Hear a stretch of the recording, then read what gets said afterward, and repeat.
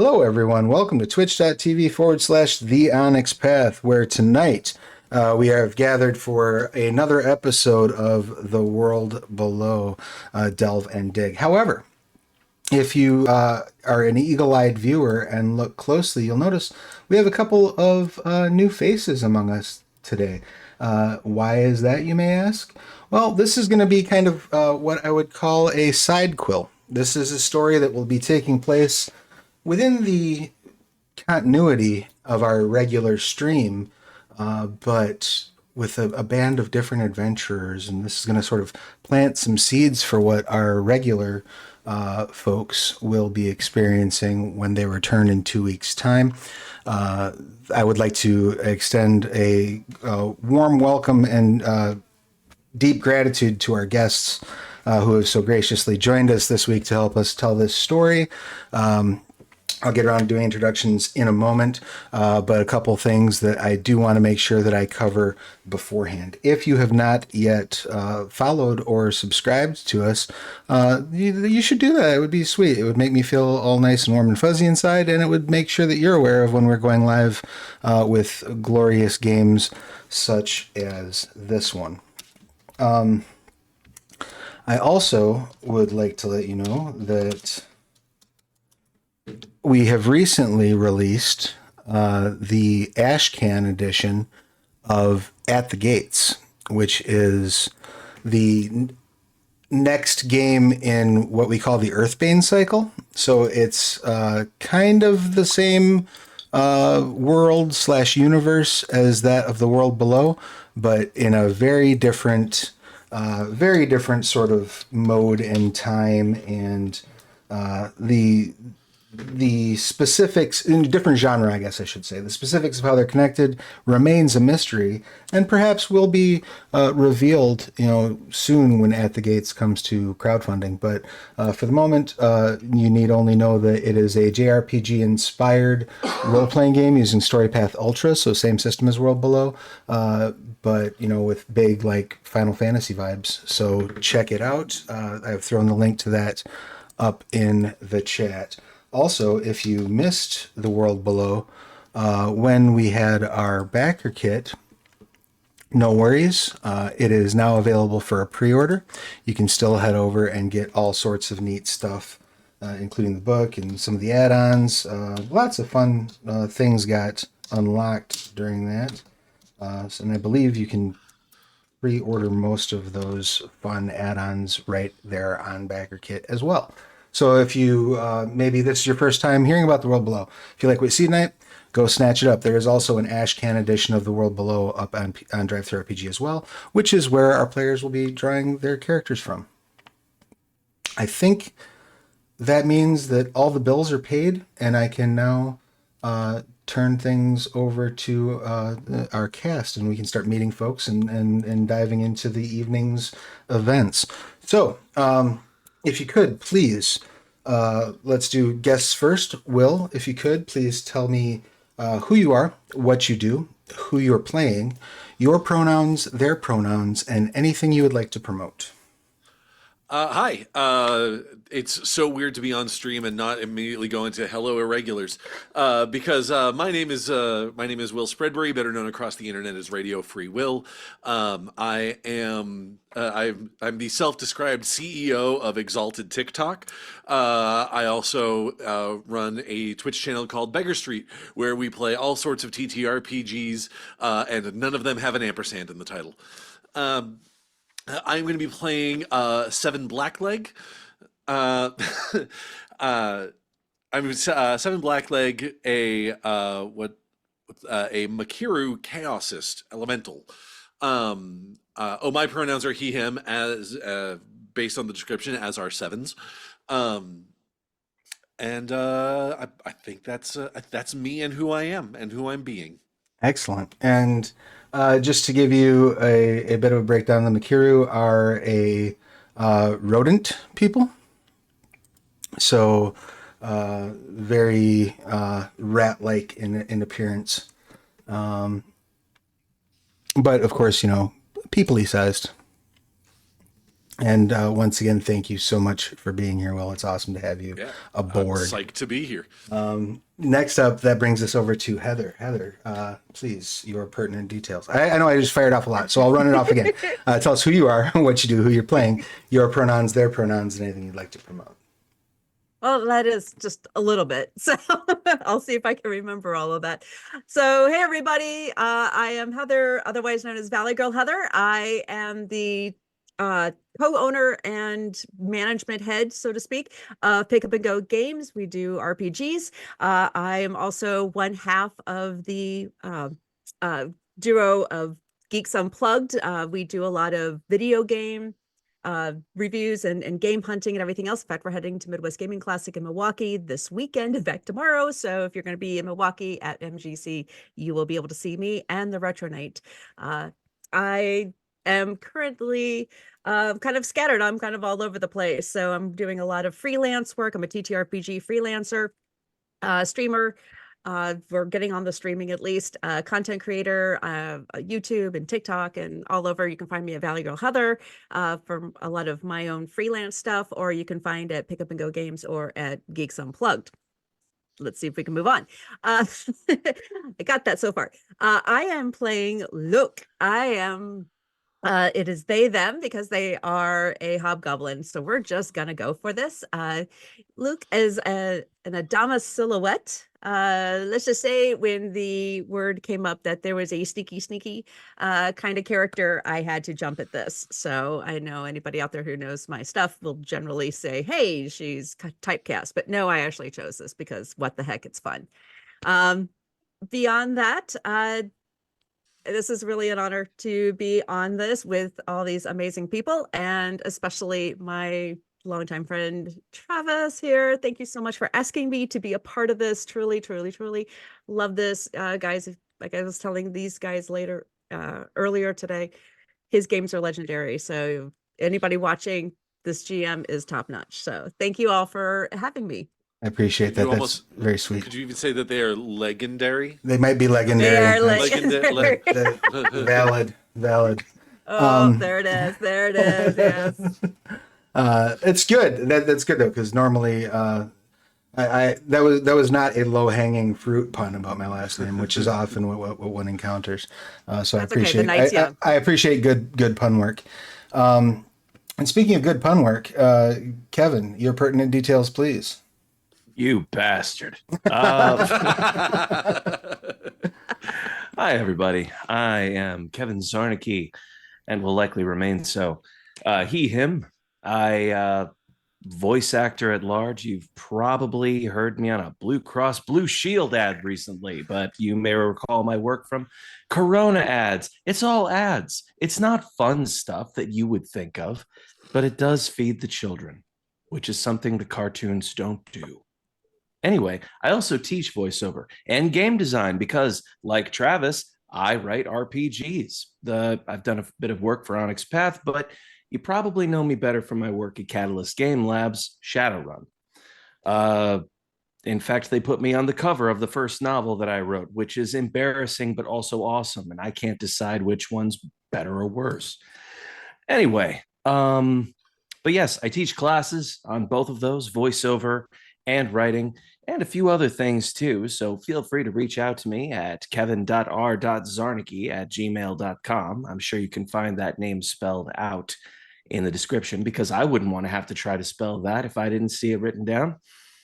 Aside from that, you can also find me on Twitter, or whatever they call it now, if anybody actually does still go there and has the emotional fortitude to withstand it, at Necromancy 101. You can find me masquerading as a target card on Facebook. I don't know who I'm playing because I recently had eye surgery. You are all blurs to me. It's a mirror. I assume that what I'm typing in the chat actually works. So far, your knowledge of WASDs seems to be serving you well. This is what I get for like ADHD multitasking, watching stuff while I write. The skill is there. So I don't know who I'm playing, and I'm relying a bit on Travis to help me out here. So this is right. This will be new for me. I am side seat driving for you. Well, we'll figure out who you're playing by having Cal introduce himself, and then by process of elimination, I'll know which one you picked because my memory is gone. Cal, please tell us You and me both, brother. all your pertinence. Of course. Did I ask that while you had like a spoon in your hand? No, please forgive me. Yeah. Hello, everyone. My name is Cal. I'm Neo Cal in the Twitch chat, and as well as TikTok. I gave up on all the other social media. Like, find me on Discord. And speaking of, well, yeah, the one of the Discords I frequent is guess I've been podcasting for how long is 4 years now, and I don't know what let's you're see, talking about. It's still 2020. it's 2020 part 4. That's what that was funny for the first like 2 years, like, oh, it's 2020 part 2, 2020 part 3. Yeah, we all went to see Cats in theaters, and we're still there. That movie was so bad. Well, that's when the We've all universe just split. Exactly. Yeah, we've all just hallucinated The everything. dark dimension. It sucked so bad it shifted gravity itself and therefore time. You know, we're in the dark dimension because we're in the dimension where they re-released it in theaters, including the buttholes.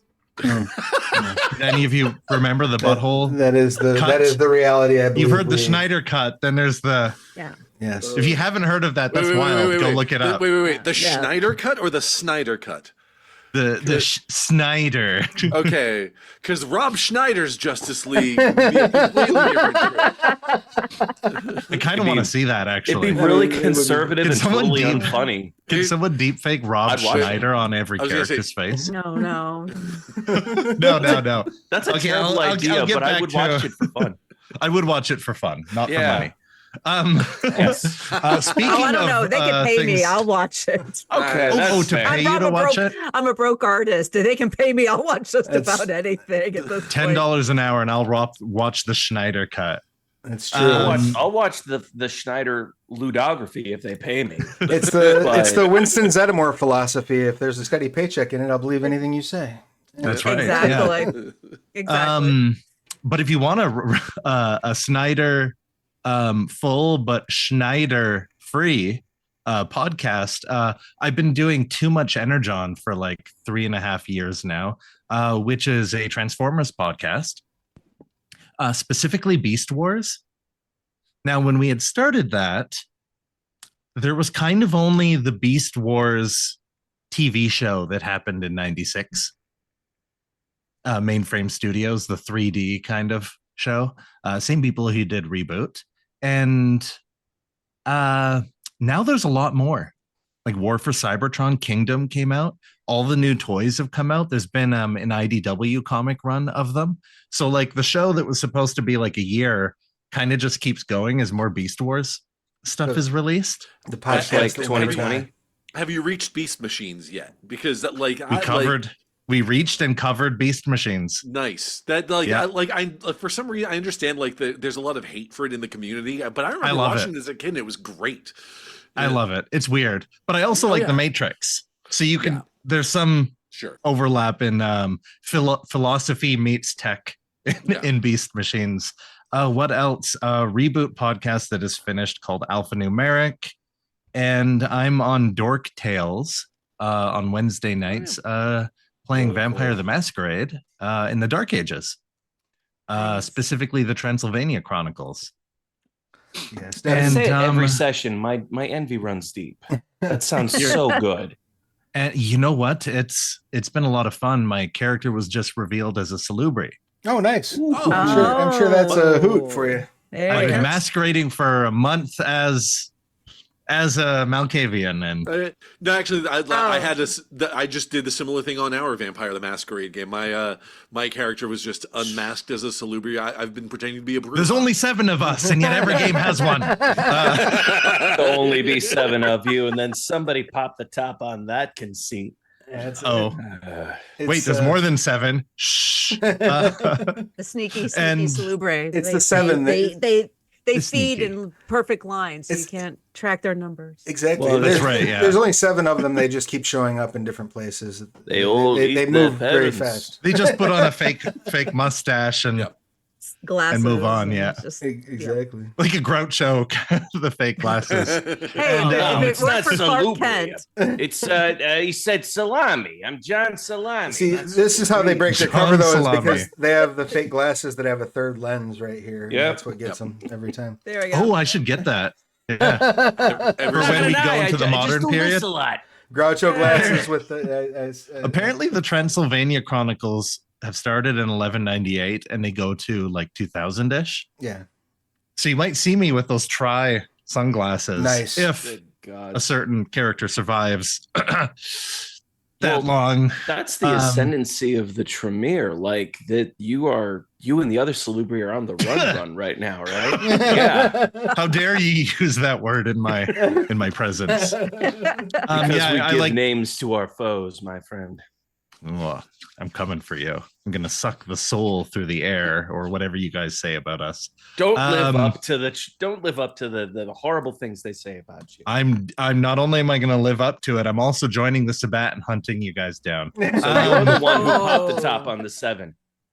Yeah, it was me. It all came All right. full Yeah, circle. everyone heard it here This- first. The gauntlet okay. has been thrown. The- The hunt the- is the- on. This is sinking into my character, who was embraced into the Sabbat, kind of weirdly. But so it's Come to Well, the dark side. Travis, I want to point Wait, out wait. I Dark am side? not responsible for how far this tangent. I know the whole Wait, thing's the dark side. I mean, blame really. you not. I blame you bring not, that so- out. I bring that out. I always make everybody talk and mash together, and which is good because I'm playing on you. Trillin, the diplomat traitor, with an Good aim to save. unify several settlements together and make peace.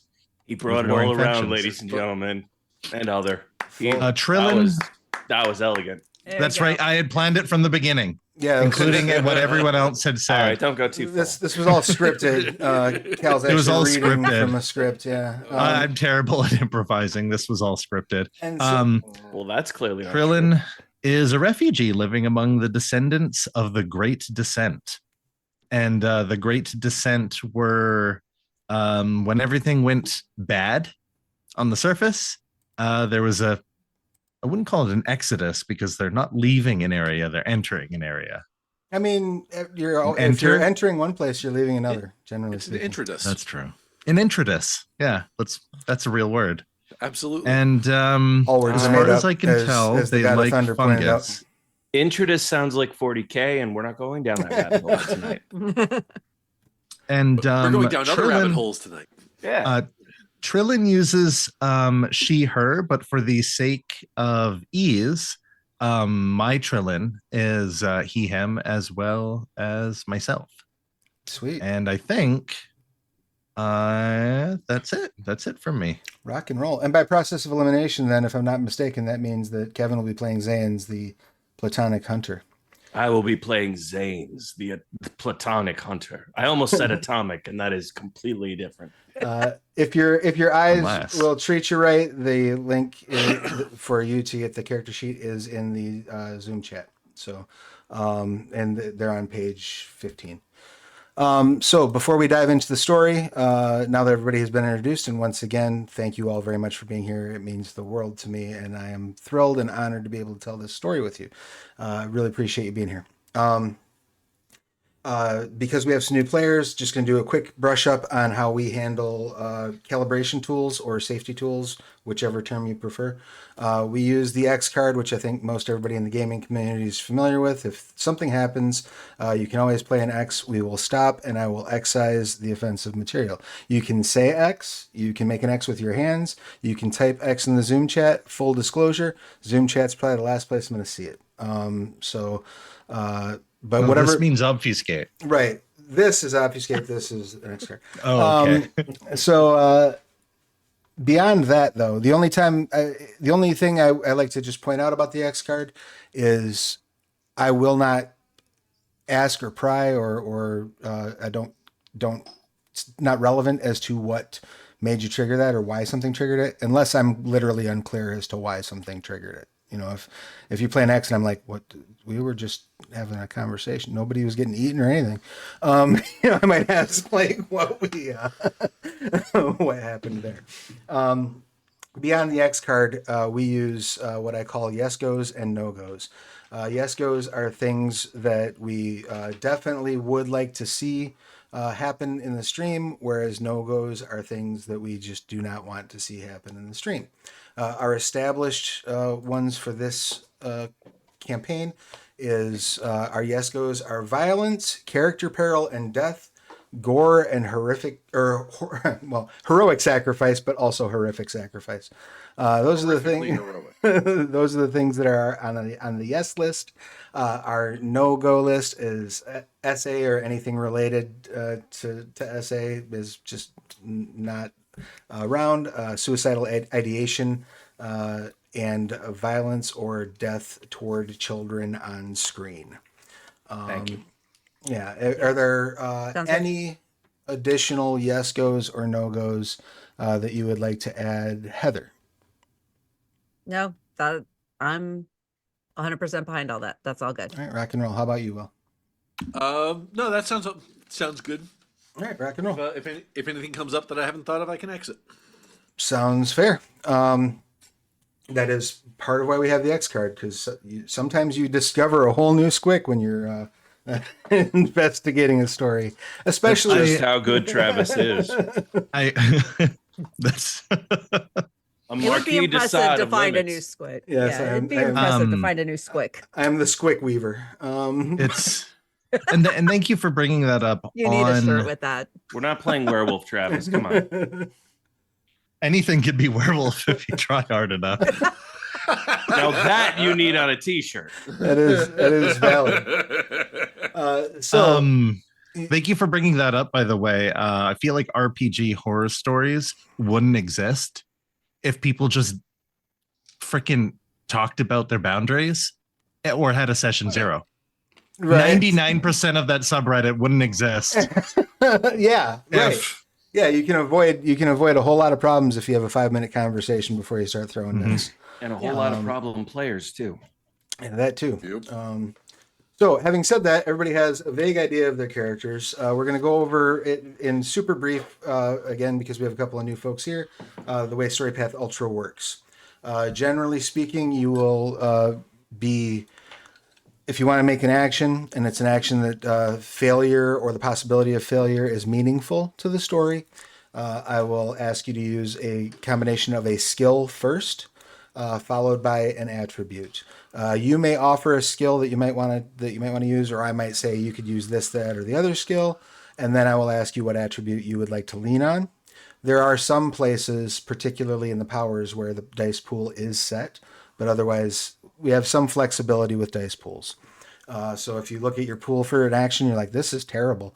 I'm open to other ways to approach it. It is a skill forward system, so your skills are what's the most important.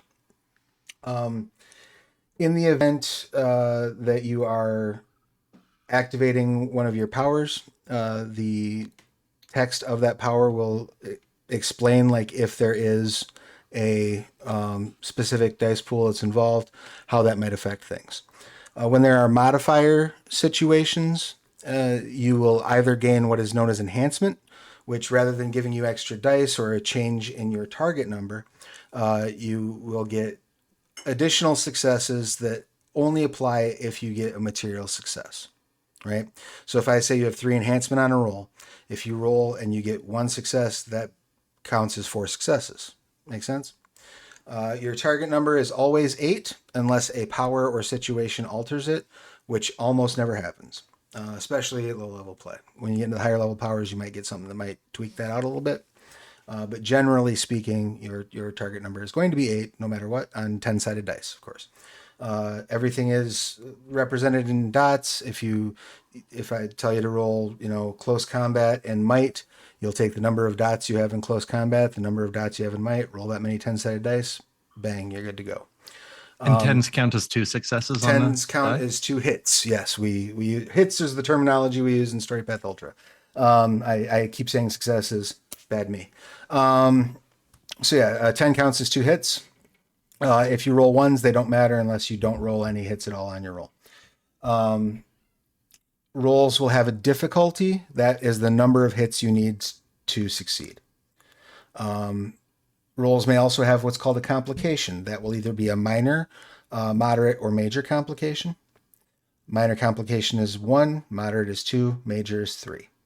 And when a complication is in play, it is something that if you do not spend hits to resolve, you may still succeed, but you'll have a negative consequence as a result.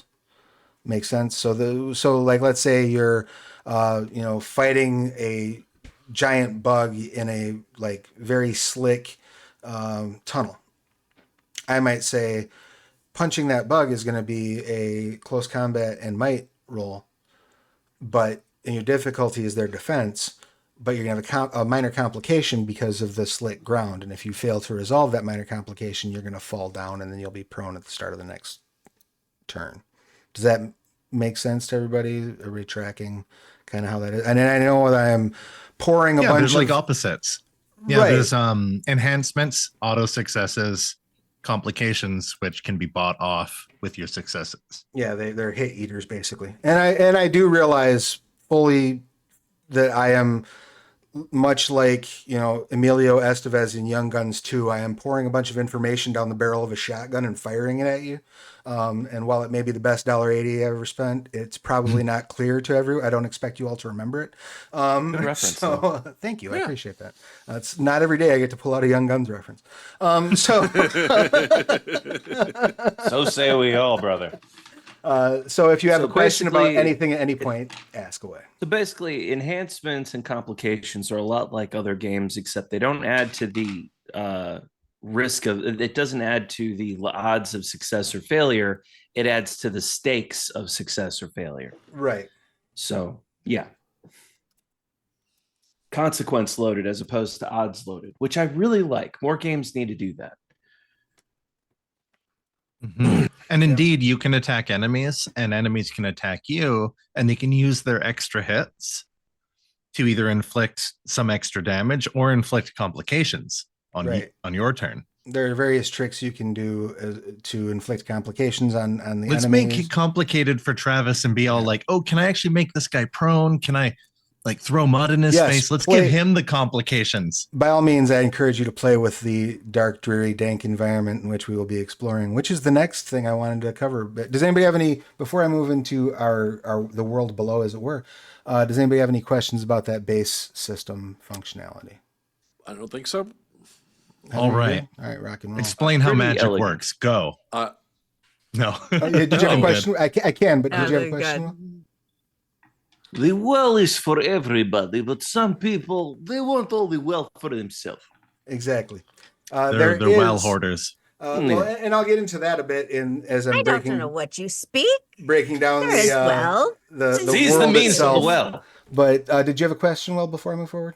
No, Okay. no, it's one of those like you said, it's a lot of information, and I'm sure I'll fuck it up at some point. But that's how we learn. That's how we have fun. Is Exactly. through our mistakes are Will, always. Will and I will be like, just tell us what to roll. Just Yeah, no, tell us what to roll, and we'll roll. I am here to make the funny voices and roll the dice. That There we sounds go. good to me. So See. Now put that on a t-shirt. the world below is a subterranean environment in which, sometime generations ago, lost to history, something happened on the surface of the world that caused people to migrate to these underground tunnels.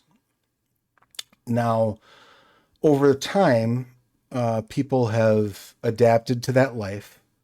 One of the ways they've adapted is through the development of theses and syntheses, which the world below is permeated with a magical energy known as chaos. It comes from an area known as the well, which is deep, deep, deep in the world below. The closer you get to the well, the more chaos there is. Because of chaos energy, your belief structures can alter your body. If you are, for example, a mycele, you might start taking on physical qualities of mushrooms and fungal life forms. it may be that you grow patches of fungus on you. You might develop a little piece of bioluminescent skin. It's very personal as to how this alters you. This is also true with the ancestries. The Hobgob ancestry, just as an example, kind of covers everything that might be considered a goblinoid in other fantasy games. So you can have a Hobgob that's 3 feet tall with giant pointy ears, or you can have a Hobgob that's 8 feet tall, and 8 feet wide. The aesthetic can change and can carry several different types within it. Society is based around survival and building of communities, and then expanding out and exploring to find resources to support those communities. Because the world below is such a dangerous place, gathering together in communities is the best hope for safety, but unfortunately that's also demanding on the very limited resources that exist in the world below.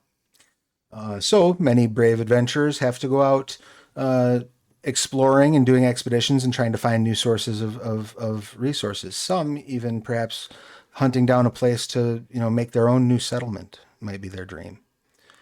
Bless you.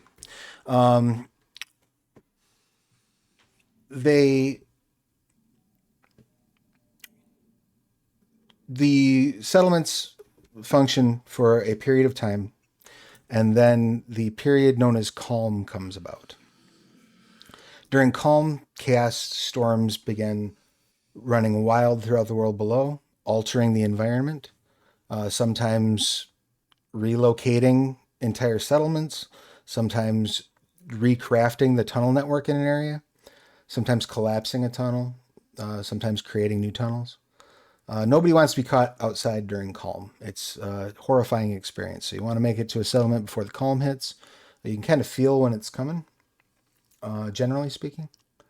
And there are various community building activities that can be done during that calm phase. That's also when characters improve. That's when you get a chance to spend the experience points you've earned. That's when you get a chance to refine weapons. There are certain rituals you can perform during calm, so on and so forth. But our adventure, the adventure that brings us today, we're going to be picking up shortly after a recent calm. The possibly most traveled route through the world below is a road known as the Ferris Road. It runs from the very top strata all the way down almost to the well.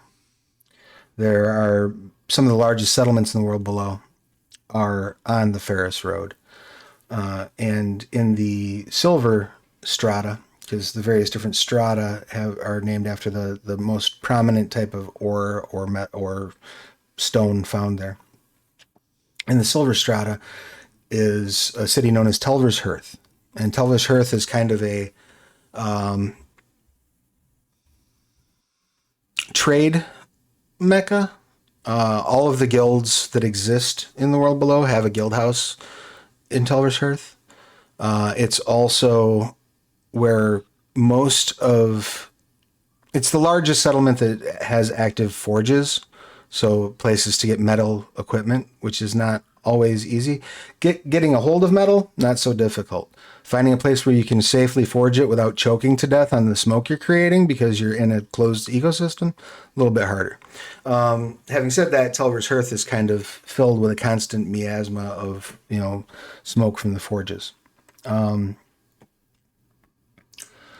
For the purposes of our story, we're going to assume that your band of characters has spent the most recent calm in Telver's Hearth. And seeing that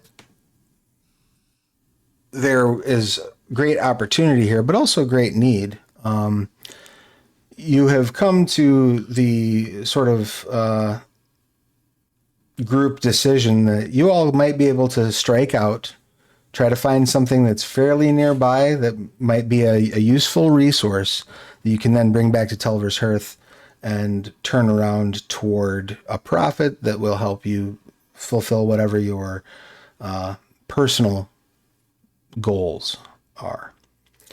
To that end, we will begin our story with you all in the middle of said expedition.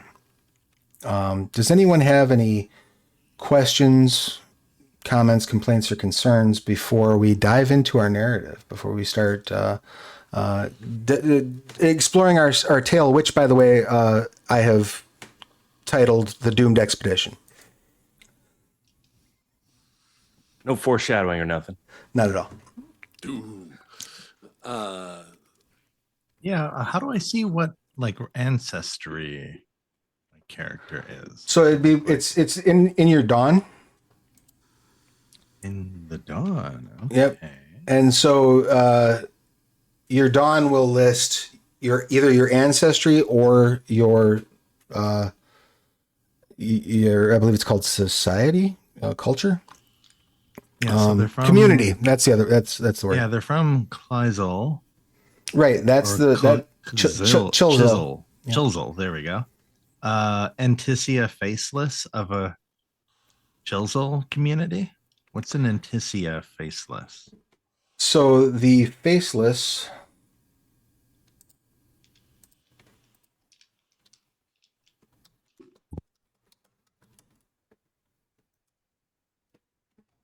Well, and the Anticia were they were like the lizard people, right? That's it. Yeah. Antissa. Yes. And then the faceless are the followers of the Church of Golthon. Okay, I got you. All right, I'm a lizard person. You're a mushroom lizard.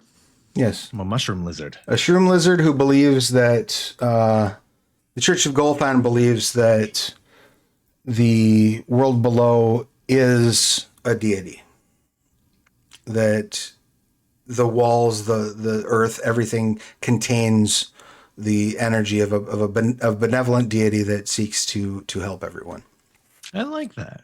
Yeah, that's their sort of Sorry, thought ever process. since you said mushroom lizard, I just hear Pokemon going through my head. Hey, I am the rat person with Spark as one of my theses, which means I'm going to be a Pikachu. Oh, I hear you. An electric I do. rodent already. You know, it's true. I'm for So it. we've got a Pikachu and a Kabutops. What else we got? Yeah. See, so- I was just thinking it was some unholy union somewhere between the mushrooms and the, Koopas folks out of like Mario Brothers. That is but I guess also- I'm showing my Yeah. age. So That is Well, also holy possible. and unholy is entirely a question of perspective. That is true. And quite literally in the world below, actually, when you use powers of the holy calling, you get to decide whether you brand them as holy or unholy. So you get to just choose that person's a sinner. This person's good. I get to decide who lives and dies. Oh Yeah. boy. That's a little realistic for an RPG, don't you think? Bring You in the just killed him. realism. Yeah, but like for good reasons. Right. Yeah. He deserved it. It was the right thing to do, given that I had already determined that he was unholy. It was a mercy killing. Murder is only good when you're the PCs. And so If D&D has taught me anything. exactly. And so Zayans is a human and is from Telver's Hearth. So you're not this is not far from your local area. In fact, you might be the one who was kind of driving when the expedition began. And it seems as though I might have been navigating because looked like because under my the Dawn Seven's Dawn says Makiru, well worshipper of the Telver's Hearth Union of Cartographers and Stratigraphers. Right. Yes. So the Union of Cartographers and Stratigraphers. Obviously, there's a huge demand to map the world below, and one of the things that makes that a challenge is that it changes every calm. So It's not a challenge. That's a continuous market. Yeah, I was gonna say that's just job security, man. It's, it is very much that. Yes. Stratigraphy is going to last until things stop shifting around. That's just good business acumen. Exactly. Now, a well worshipper believes that The well is the source of chaos, right? right. So it would make sense that a cartographer would worship chaos because it means like, hey, it means everything's new. It's always awesome. Like I've always have something to do. This is perfect. Exactly. And yeah, that is pretty much the sort of a bird's eye view of Seven. Trylin is Chilzil, and the Chilzil. We're from the same place. They're the chill place. Yes, Ah, They're the peaceful dudes. precisely that. Just digging up to make sure I'm not talking out of my tailpipe, because once again, that community was the Chilzil is one of the communities. So they are the one of the populations that was indigenous to the world below before the Exodus, and so they kind of are now in a diaspora because people have moved in, invaded, taken over some of their places and such. colonialism. Right. Yeah. And they are known for a talent in hunting and riding bugs. They have a tendency to have higher scarab dialectics among them, which are kind of the bug worship types. Does anybody else have any questions about their characters' nature? Their characters? I literally haven't looked at my character sheet, so Oh, that's fair. I'd love to know who I'm playing. Yours. Oh, I'm sorry. Yours is Zan. You're the human Templar from Tulver's Earth. Oh, a Templar being the judgmental holy type. Yeah, a little bit. I am 100% playing something I would normally never play, so this will be fun. It's the But best thing to do in one shots. you Yeah. are. Couldn't agree more. It says here that you believe in the faith of the Benevolent Temple. Benevolent. The Temple of the Benevolent That doesn't Earth. sound fun. That sounds like a bunch of Benevolence is a goody point of two-shoes. view. Yeah, the Templars. No, it's Mr. Evelent, Ben. Yes, Benjamin exactly. Benjamin Evelent. It's- Benjamin Evelent. The Templar see it as their role to sacrifice great things to the world below, root out heresies, and channel their world's benevolence, helping communities and peoples come to understand, live within, and best prosper within their environment. So I'm an AI tech bro, but for fungus and chaos. Sort of. The Templars are very leery of the well. They think that chaos is corrupting, so they might be a little bit standoffish about chaos, or super judgy about it. That is not impossible. Perhaps the reason the expedition was doomed was internal conflict the whole time. So now that we have kind of our base understanding, again, if nobody has any questions, let's dive into our adventure. You set out, we'll say probably about 2 weeks ago, give or take. You went through a network of cave tunnels that were on a map that Luke carried, and came to a point where, with your best bet, given that I believe there's a couple of cartographers with you, your best instincts led you to believe that if you dug in a certain tunnel, there would be likely a wealth of either ore or perhaps, farmable land somewhere past this tunnel, based on previous maps, based on the composition of the cave network itself. And so you began digging. Not uncommon. Oftentimes expeditions turn into excavations. And after about another, we'll say, 4 or 5 days worth of effort, you poked through the solid wall into a relatively sizable cavernous area, large enough that sounds echo.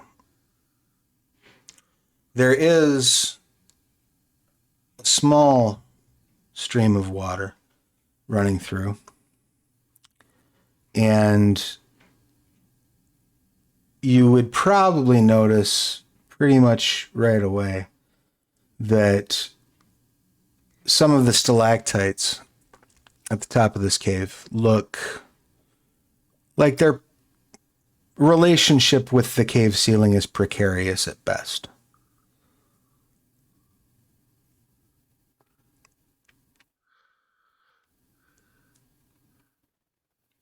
Okay.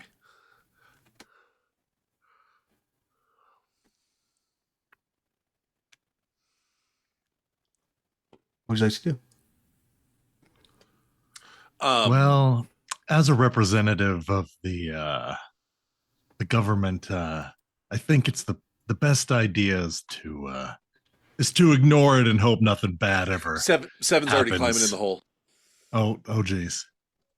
He is already climbing. He is already trying to explore this and get a detailed sort of layout of everything.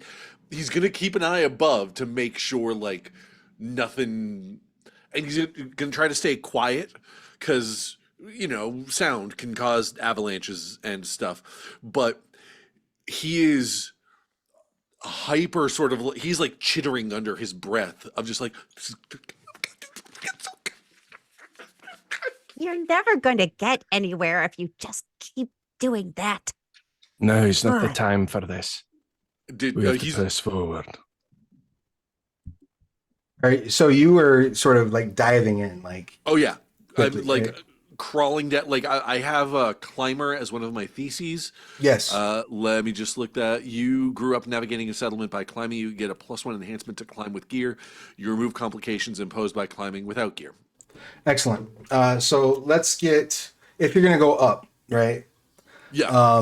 Let's. I want to explore this cave, like this cave system here. I want to get the lay of the land. I want to like figure out where this water is coming from and where it's going, and just. Let's do an This is- athletics and a. I would say probably might, since you're pulling yourself up. I would also entertain dexterity if you feel that that's more appropriate for your pool. Yeah. I'd call. I think dexterity would be a little bit better because he is trying to stay light on his feet. Okay. So it's-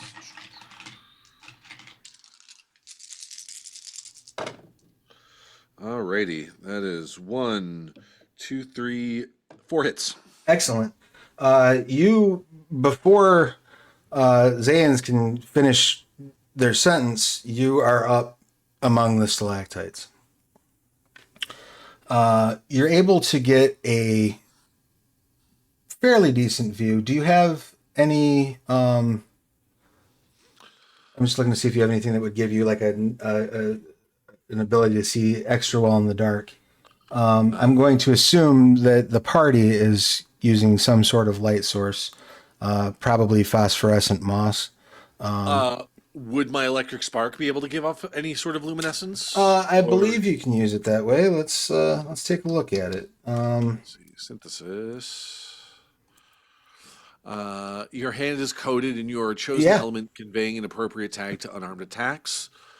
Yeah, electrified. Yeah, that'd be great. You can kick on just like a aura of lightning around your hand, basically. Sure, just, That's enough to illuminate the immediate environment. The thing that you notice once you kick on that light up there is a slight wiggle in the stalactites. Ooh. And it doesn't seem to be random. It looks like it's like a rhythmic kind of wiggle.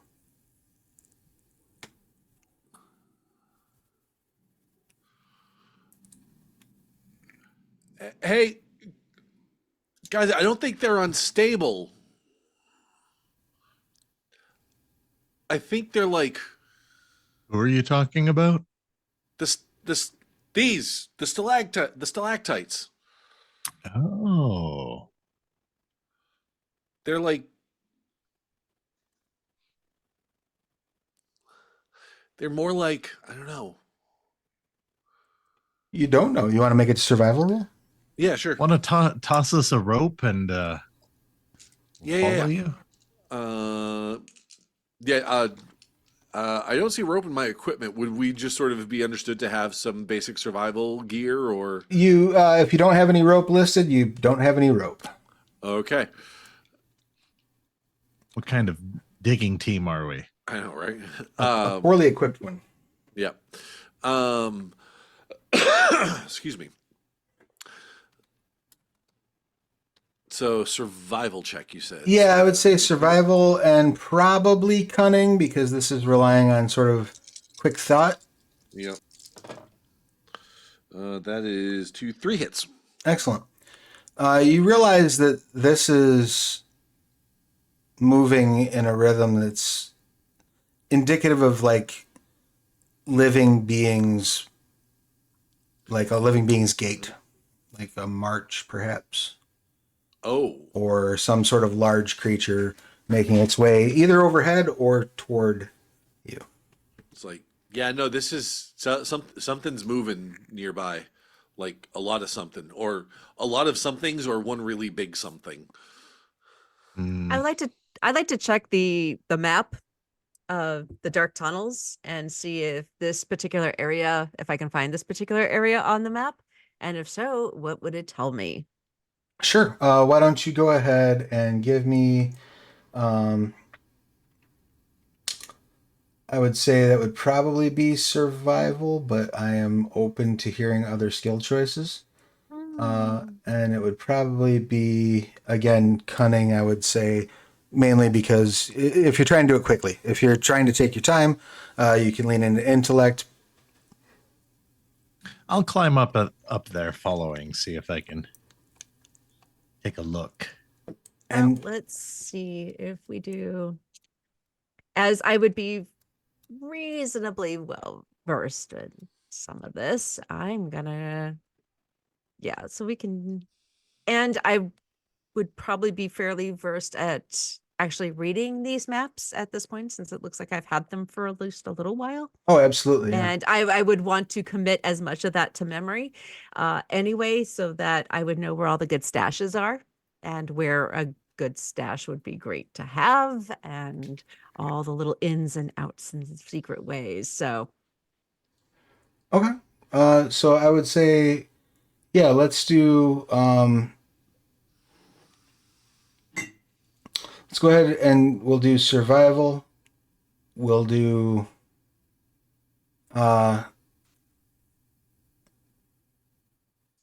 actually, let's do artistry, since we're looking at the map that you know of, right?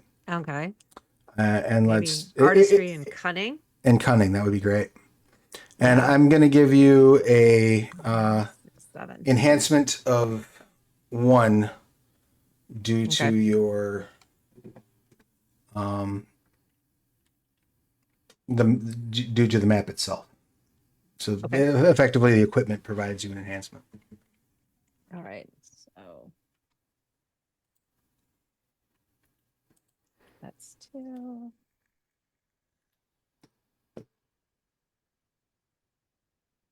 So 3 altogether. Beautiful. So you're trying to determine like what sort of threats may be operating in the area?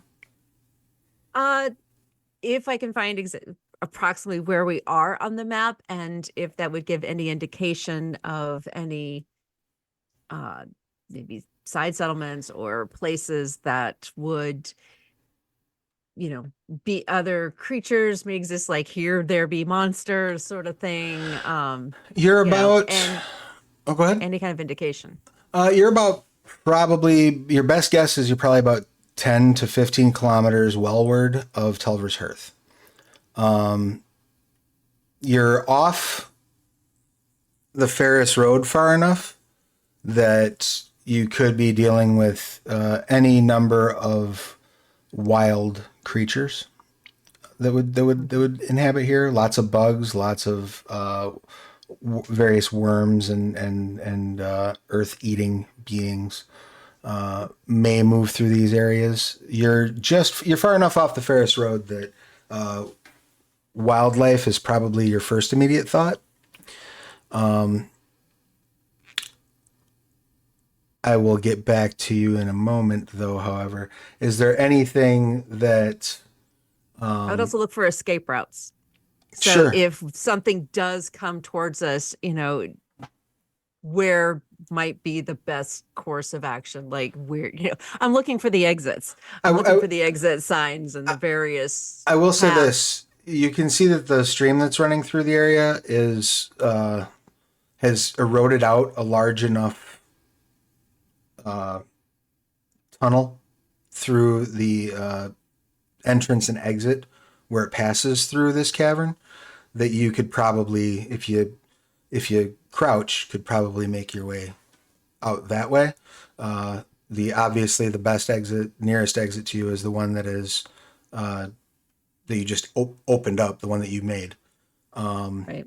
And then the far end, it sort of the cavern kind of like is almost pear-shaped, kind of closes as it goes away from you, and then also goes downward. So there's like a slope to the room, so you can't quite see what's going on past that slope, at least from your vantage point.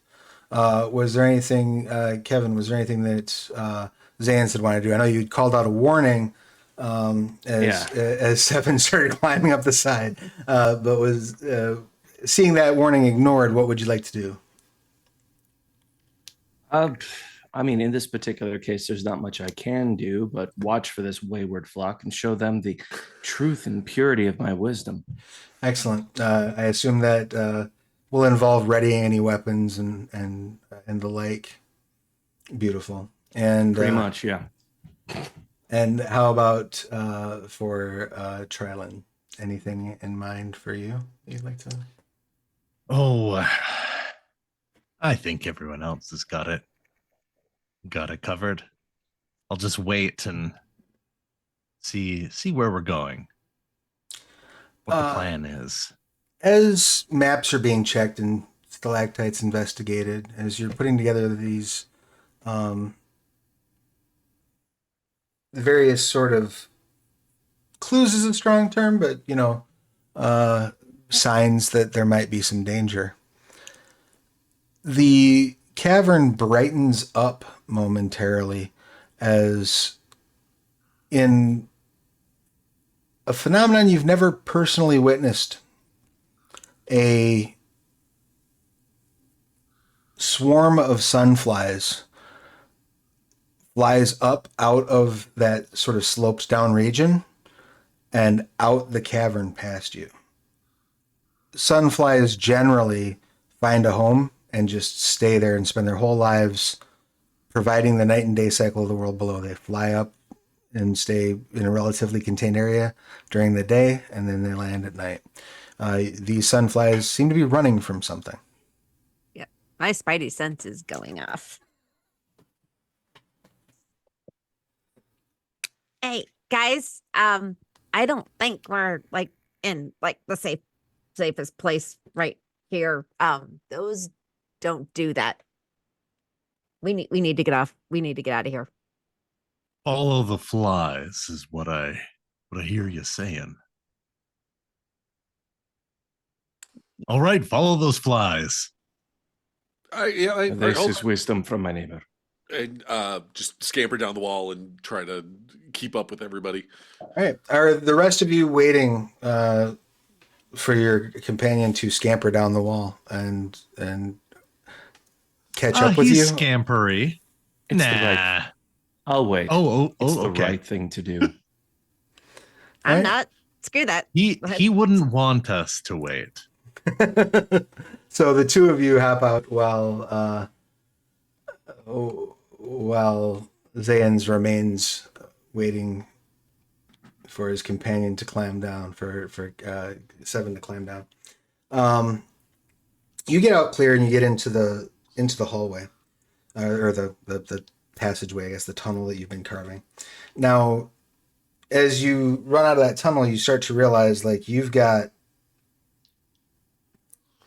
a kilometer probably that you've dug in at this point. So it's going to be a long road to get back to the actual wider cave network. The tunnel sort of darkens as this sunflies are moving along at a much greater clip than you are, leaving you once again with the only light source being that which you are carrying. And just as the sunflies sort of leave the vision of those of you who have stepped into the entrance tunnel, you start to hear a very bizarre combination of sounds, almost like a metallic crumpling noise with notes of dragging and a almost chant. And Do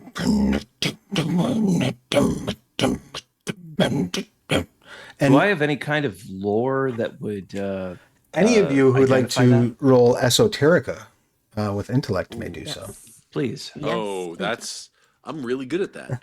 1, 2, 3.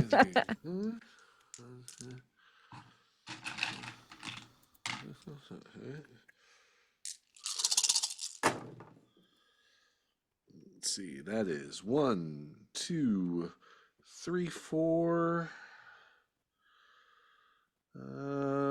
Sevens don't count. This is not exalted. Yeah, 4. Excellent. How about Kevin? What'd you get? You tell me. Oh, I'm rolling for you. That's right. I forgot. You're playing hurt.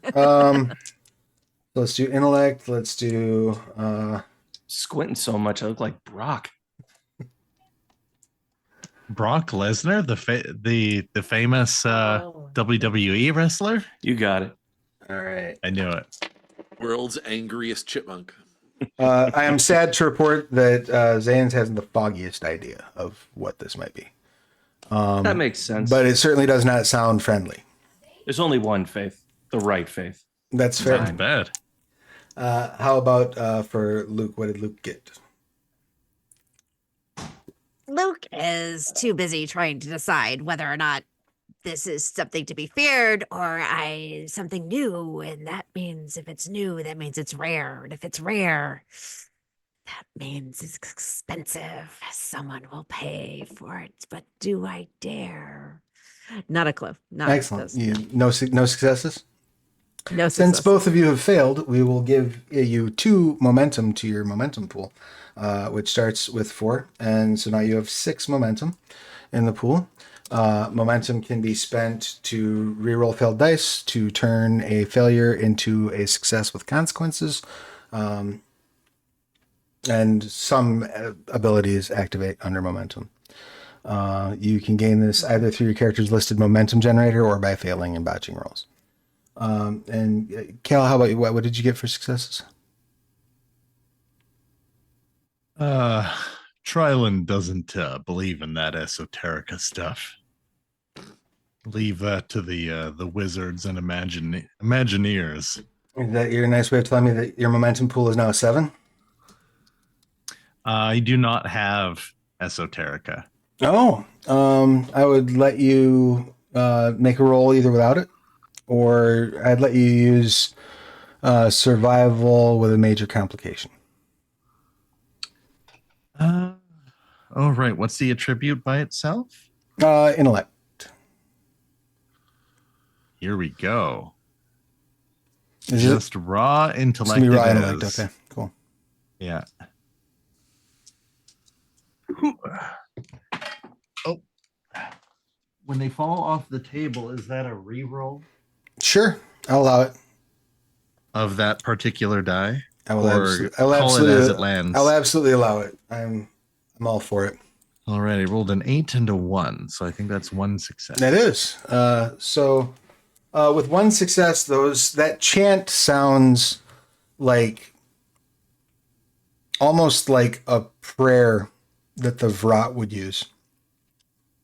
The Vrat are cultists who worship the lords and ladies of Rot, the beings who control the well by their proximity to well liches. They're not necessarily nice people. However, with what was it you got, Will? 5, 4? 4. You place it. Absolutely, yes. This is a chant used by the Vrat. However, the metallic scraping, the rhythm of their walking, and the various other noises indicates to you that these are what is known as rust knights. Rust knights are vaguely humanoid creatures who serve the lords and ladies of Rot. According to rumor, there is nothing underneath their spiked, rusty plates of armor except for more spikes and rust. No one claims to have ever seen their true face. By themselves, they are a danger, a threat, nothing to trifle with. However, you also catch notes of a sort of ethereal whooshing poking through that chant.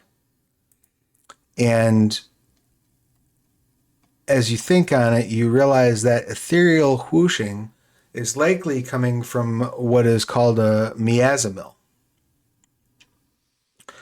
Miasmil are a species of sentient clouds, almost impossible to perceive in their natural state other than to trained eyes.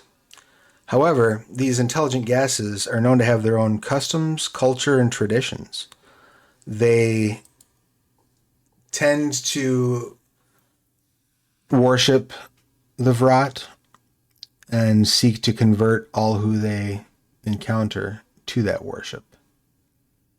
If they are moving with Rust Knights, you know that it's very likely that the Rust Knights are trying to guide them somewhere. Okay.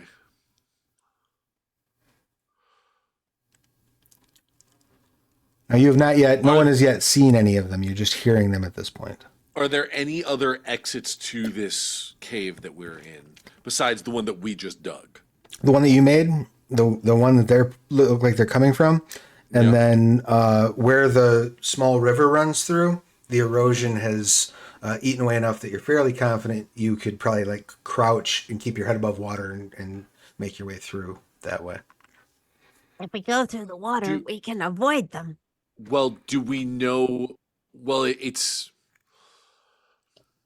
my concern is less avoiding them and more where they're headed. Yeah, there's no way to know where they're headed. Having said that, the first thing that any of you cartographers and stratigraphers would probably realize is you made a pretty beeliney sort of tunnel from the Ferris Road to here. Right. So chances are good if they get past you, they're going to hit somebody. Somebody's going to get it. Okay. All right. That means that we have to be heroes. Or it means we There is collapse profit the in tunnel that. we made. That's true. That is an option. Yeah. We Hey, need to close that up like now. A third option. We could possibly trail them, wait until they move to strike, and combine our strength with theirs. But we don't know who they'll come across. And we don't know when they'll come across someone. Faith will protect them if they're worthy. I don't know if I want to team up with them. I think I prefer my rock to your faith, but whatever. Yeah, that way, and but what if we are the vessel of that faith? What if their faith is like they believe that they'll be safe, and that faith is like we are the actors of that, you know? Speak All not right, to me so, of the beliefs, well supper. If they believe, I'm gonna start and we're not and we do collapsing the nothing, tunnel they're while the gonna crazy stop people are believing. talking. So while they're talking about like whatever beliefs they're like doing, I'm setting up I'm not with them. I'm getting ready to collapse the tunnel. I'm gonna help the Destructo guy. 2 questions. How do you intend to collapse the tunnel? This is question one. Question two, Mhm. where, probably more important than question one, where do you intend to collapse this tunnel? I think a salient detail to that is how did we make the tunnel?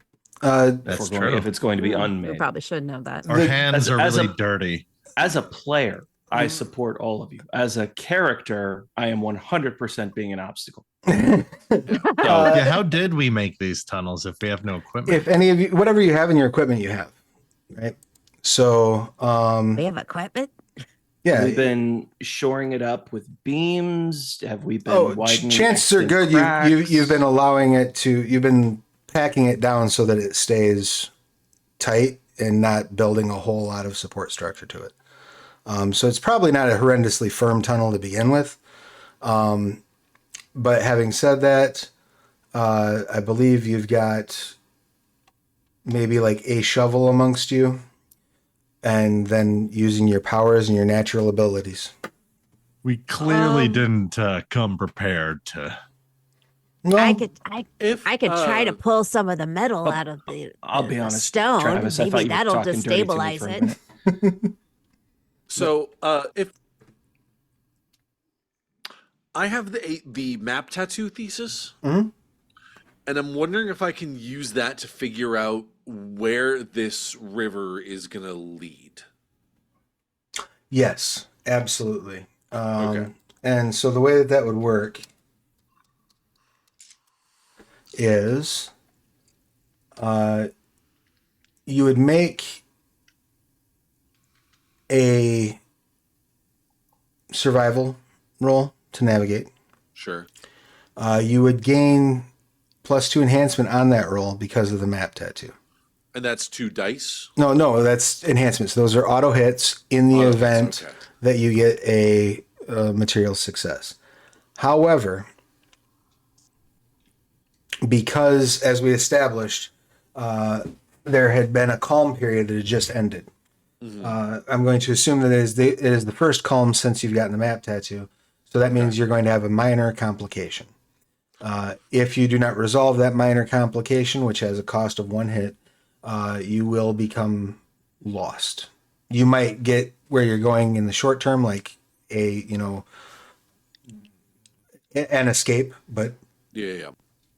you will ultimately become lost. Okay. All right.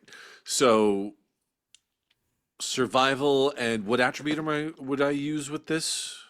I Would would this be cunning or intellect? Because it would be cunning if it's trying to sort of adapt to something new, I think, or intellect would be more based on like, okay, I know this is where this is. right. And Intellect if is this is going where I think it's going. cunning is more about the speed of thought and about like quick thinking on your feet. Sure. Intellect, you're drawing on knowledge, you're drawing on what's on that map. So I would say intellect probably. Intellect? Okay.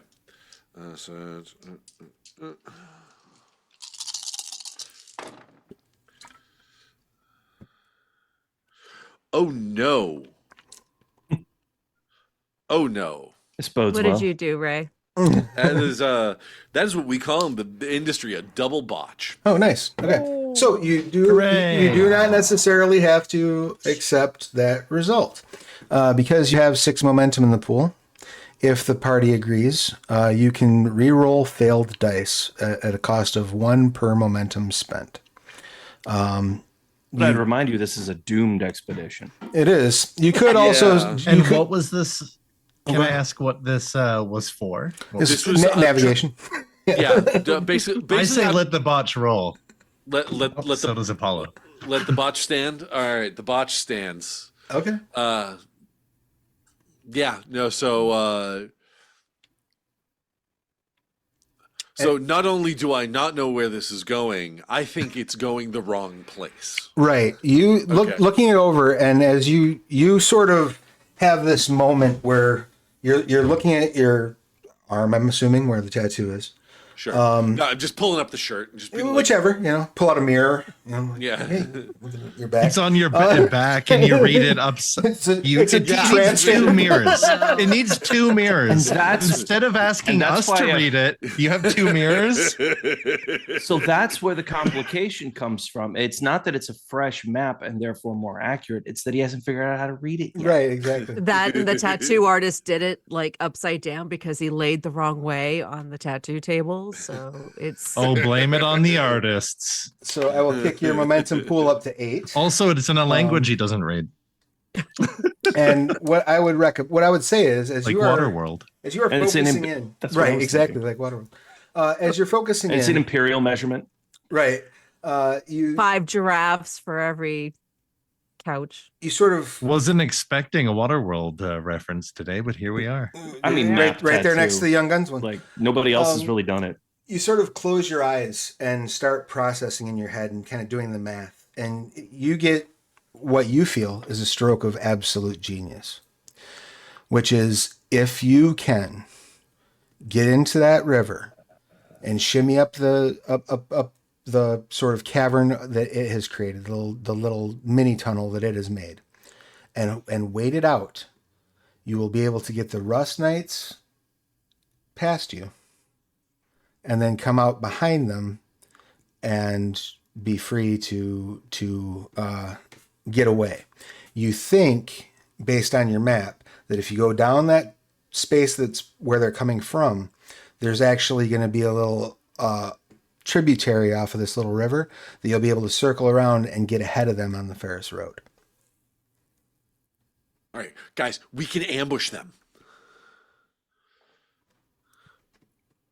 We can sneak up the river, and there should be a little like offshoot in there, and that'll get us up towards the Ferris Road. But we win every battle that we don't fight. I thought we weren't fighting. That's not true at all. No, it is. Do you know how many battles I've won because I haven't participated? At this point, you can all clearly hear the chanting and the stomping. Yeah. The stalactites are starting to move a little bit more rapidly. All right. Guys, it's Is there Rust no Knight. way we could collapse the tunnel upon them? It's Ooh. guys, it's Rust Knights and an angry I like that fart. idea. We need to figure something out.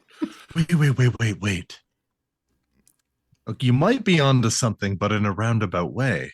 These stalagmites, they look kind of. Wait, sorry, stalactites. Tights. Mighty Stalactites from the has ground, seat or tidy on the ceiling. top. Some of you have been throwing me off my stalag game. Stalactites, because they're tight on the ceiling. And as it's spelled with the letter C for ceiling. And That's the other one right. is stalagmite. T G for before ground. C. Yeah, exactly. Except after stalag. G. Except after G. Welcome to geology class, kids. Hold tight to the ceiling, stand mighty on the ground. That's how I remembered since I was a kid. Yeah. They stand mighty on the ground and they hang tight on the ceiling, but they don't look that tight on the I ceiling. just- I've never I just stopped remember being that- a kid, remember? It's 2020 still, remember? I just remember that T is top. That's right. That's I was a young age of 33. What if we can persuade those stalactites down on these guys? I don't know that those of you who are more knowledgeable at caverns, is that possible, or would we be just chipping off? Would we be firing our arrows and just chipping off chunks of rock? Oh, no, we can. No, I can get those down. Easy. Yeah, in fact, I would say that you're all basically aware that this cavern,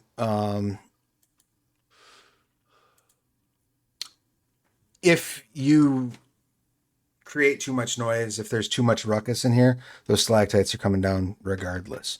All So- right, so so- everybody wins. So yeah, that is not going to be Zions a, gets to collapse the cavern. You get your ambush, and we get to escape. Yeah. So shall And we we'll attract? loot the bodies. So will we attract them this Oh, way then? sorry. Oh, Yeah, let's- attract. Just like I don't think we need to attract them. I think they're just already on their way. As you will. So what I can would like to create a do. diversion. Well, if we attract them exactly where we want them, then we can ensure they fall on them. As you look down, you start to Ah. see the top of what looks like probably the first two in the marching order Rust Knight helmets start to come up kind of over the crest. All right, Uh-oh. let's. Is the evil sentient fart singing David Bowie covers? No, it's just kind of whooshing ethereally. If you Fair speak the whoosh language, Yeah. maybe it You could speak If you be. speak the whoosh language, think it I says, speak "I am the- the evolution of the arm." No. And, Are you out there, Bowie? Oh no. Okay, the tunnel they're coming from. How big is it?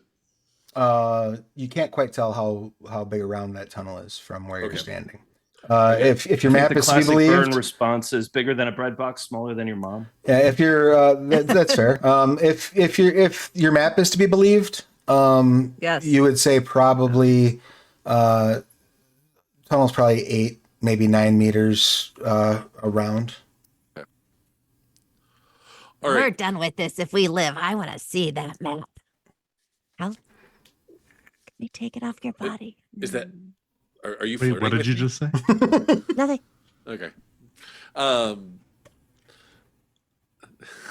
Yeah, map 2. Hey, baby, let me see that map. What that map do? I got ink. Gives me I direction. got ink done. All right, because I have crystallized chaos too as one of my syntheses. I can You basically would. I can turn a rock into a grenade, basically. I can call the iron from the stone. You're How How playing. many stalactites can you gambit on them? Ooh. Because If we'd I want took them it to fall first, at the same I- time, so they're not wary of Well, them. that's If we did, I'm thinking more like just find a random rock, chuck it up there, and have it explode, like at near the stalactite, so they all just. I guess it matters how big they are. Yeah, I was That'll do. picturing like 4-meter ones, not like gigantic Trav- ones. But if you can well- gambit them, yeah. Well, Travis said they were all like clattering anyway, so Yeah. seems like sufficient knockabout will do that. I think that's brilliant. Yes, to peel back the system layer a bit, the room you're in has what's known as precarious stalactites. Any roll that could damage the environment has a moderate complication. If not bought off, the character takes an injury from falling stalactites. Now, if you are trying to do that deliberately, and you are doing things like, I'm going to stand in places that there aren't the stalactites above me, I'm going to try to drop these on the other people, I am more than happy to create that, to flip that script and make that complication an enhancement for you, right? Because you're being tactical and smart about the environment. Yeah, brilliant. I will say this, just in the interest of being a fair arbiter of the universe, if it doesn't kill them, they're certainly going to be aware of your presence and probably not thrilled about it. Well, they'll follow us down the perfect path to get away. So Yeah. So if everybody hides and then we let them come in, I throw a smoke bomb. It'll totally confuse them. Then the noise, and then we could throw things at the stalactites like my pet rock here because it always comes back. And then they drop on them and they go boom, and then we take everything that they have and then we run. Yes. Sounds like a plan to me. Or as close as we'll ever get to one. And you It's had 11% of a plan. Wait, you- 12%. you- That's a 12% plan right there. and you had mentioned you have the ability to pull metal from stone as one of your. Well, it does as one make of your things feces? easier when you're trying to get stone, all the good stuff. That cuts down on the work and it brings in the profit. Because one thing you could also do rather than trying to use your pet rock, which is handy, but limited in the amount of damage that it can deal, is yes. you could try to trigger that by basically yoinking metal out of the ceiling. Now, which That was already in the thought process, but yes. Which If you sweat the iron to the surface, would that turn the stalactites into frag grenades? arguably. It would make things It's interesting. synergy, folks. With your powers combined, you Promote can synergy. Destroy Your the powers turn this combined, cave I might into a death survive. trap. All caves are death traps. It's just a question of when. Oh, so are you talking about using crystallized chaos? Or was there a different ability that you were talking about using, Heather? Oh, I meant if Heather prepped them with Right. What I was asking is sweating out the iron, which then Will could blow them out. And which ability were you planning on using to sweat the iron out? Oh, magnetic. if- My synthesis, yeah. magnetic. Magnetic. Gotcha. Okay. I just want to make sure that I'm stacking Yes. the rules the right way. All right. So Go ahead. use magnetic to pull the iron out, loosening them up, and then I think the crystallized chaos was somebody else. I could throw in a smoke bomb that would do total confusion, so they wouldn't know what the heck's going on, and yeah, and then silent approach away All right. after I take their stuff. So now you are really getting to the point where they're going to see you momentarily. So what is everyone's now, Cal, were you still looking at ways to collapse that tunnel that you came in? Or had you abandoned that effort? That's our retreat option, correct? It's the easiest retreat option. So The only attack other one would be to go and up then the river. retreat. Do But we want to see the? Will has that foolproof plan. Right. Right. Oh yeah. That's right. Let's see how this ambush goes before worrying about a retreat. All right. Fair enough. In that Oh, case, The let's less start the I think chaos about and a not find the plan- exit. All right. The less I think about a plan, the less likely I am to take blame for the plan. in that case, what we will do is we will have everybody go ahead and make an initiative roll. So we can start getting things into a rounds type situation. Alrighty. So the way that this works is you will form a dice pool based on the higher of either your athletics plus cunning or your empathy plus dexterity. And I will go ahead and roll for you, Kev. Thank you. Or they're the same. Okay. Let's see.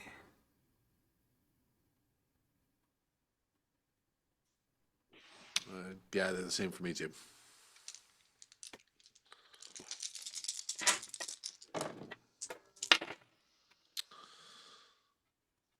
It's like I got 3. One All hit. right. So we got Zan's at 1. We've got 7 at 1. We've got Trilin at 3. Is that correct? And then what did you get, Heather? I'm going to use with quick reflexes, which gives me the +1 to the initiative. I have 2. Excellent. And so that brings Luke to beautiful. And then I'm just going to go ahead and make a quick check for a couple of my nearest and dearest friends. We'll see how that turns out.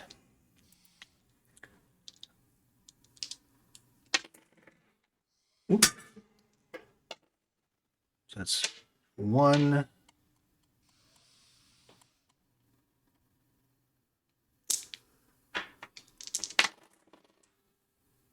And 2. All right. So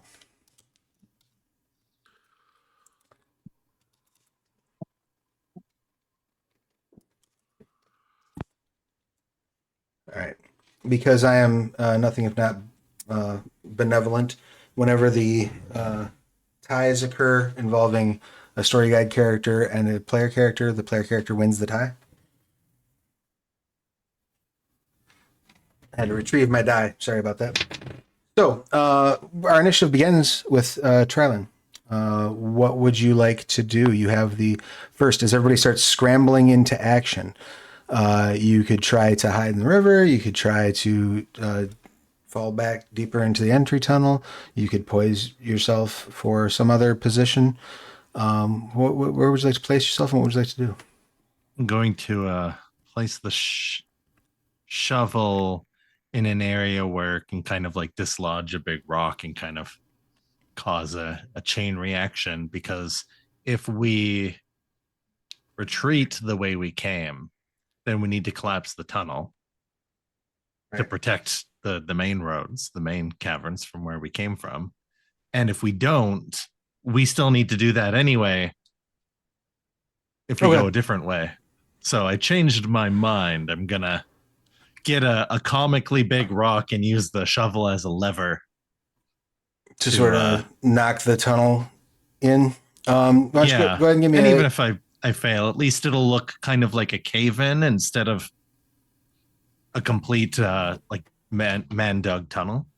Let's do a cunning survival. All right.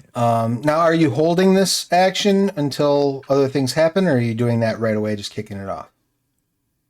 I'll hold because, like I said, it depends on how successful we are. We might not want to undo like a week's worth of digging and then block ourselves from escape. So I'll hold.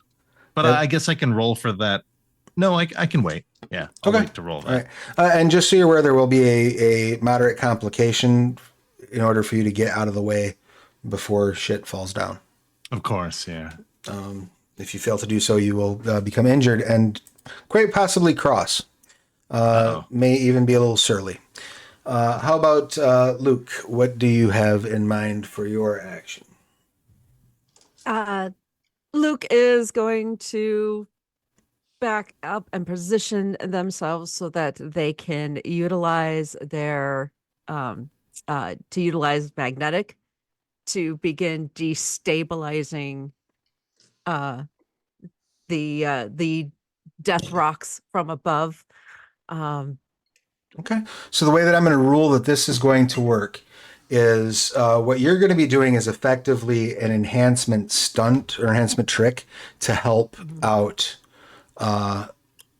what Seven's plan is, right? So you're not actually directly doing any harm. You are prepping. You're priming the pump, right? Yes. So the way this works is you will roll your artistry plus presence. Okay. You will need to be within short range of the stalactites to do this. So it's going to require you to shimmy up the wall a little bit. Not a problem. The surfaces in here are easy enough for you to make your way up a little bit. And I'm short and I'm wiry. So. Sure. So yeah, give me that artistry presence roll. And then what we will do is every hit you get on this roll will act as an enhancement to Seven's roll. Okay. So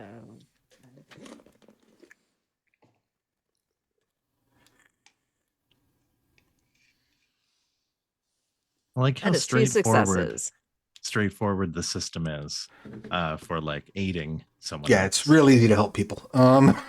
It's built around teamwork. So yeah, how many successes? 2. 2. Excellent. So as you shimmy up there and start reaching out, rather than like pulling, normally you would just pull out like a fist-sized glob, right? But what you can see from your vantage point, Seven, is little dabs of ferrous metal sort of bleeding out of like probably a half dozen of these stalactites, weakening the area for your plan.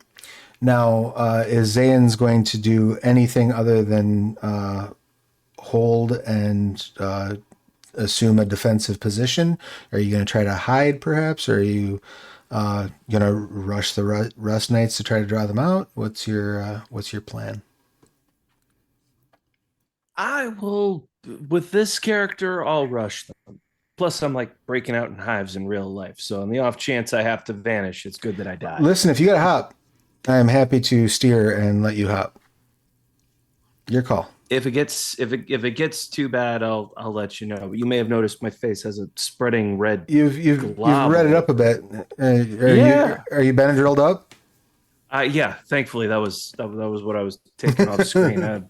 All right. Well, at any moment, the interactions of medication and porphyria. If you need to bounce at any moment, let me know. But in the meantime, I'll certainly let you go try to get yourself and some Rust Knights killed in tandem. So are you going to wait until after 7 does their business first? Absolutely. Okay. Everybody should have their shot to do their thing before I start doing obviously stupid brave things. Awesome. Well, in that case, 7, please. You were using. Remind me again. You're using what to knock those stalactites down? I am using, what was it called again? It was crystallized chaos. Excellent. Okay. Basically finding just sort of like a random nearby rock or something like that to use as, and crystallizing the chaos in that to use it as a grenade. Yes. So you grab a chunk of rock. As you focus your internal chaos and the chaos around you, seeping up from the well, but also permeating from these creatures that are moving forward, you have created this chaos rock, which is quite volatile if you choose to use it that way. That would be I would say athletics because you're throwing it. Yep. And might. Athletics and might, two things I'm very good at. You do have you have 2 enhancement from Trylon's efforts. Yep. But you also have 2 enhancement because of the inversion of the moderate complication of the area. So you're at a total of 4 enhancement for this roll. Awesome.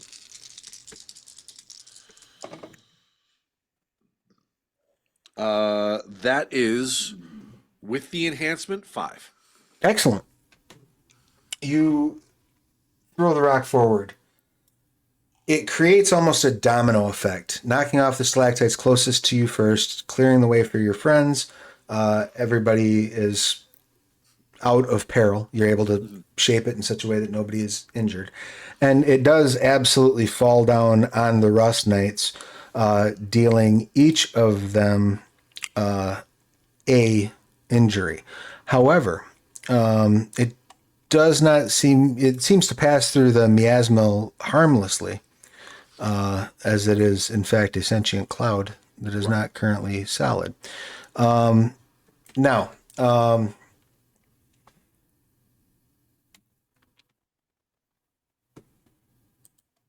you have an additional hit beyond what's needed to hit the 4 Rust Knights and deal them damage. You can use that hit to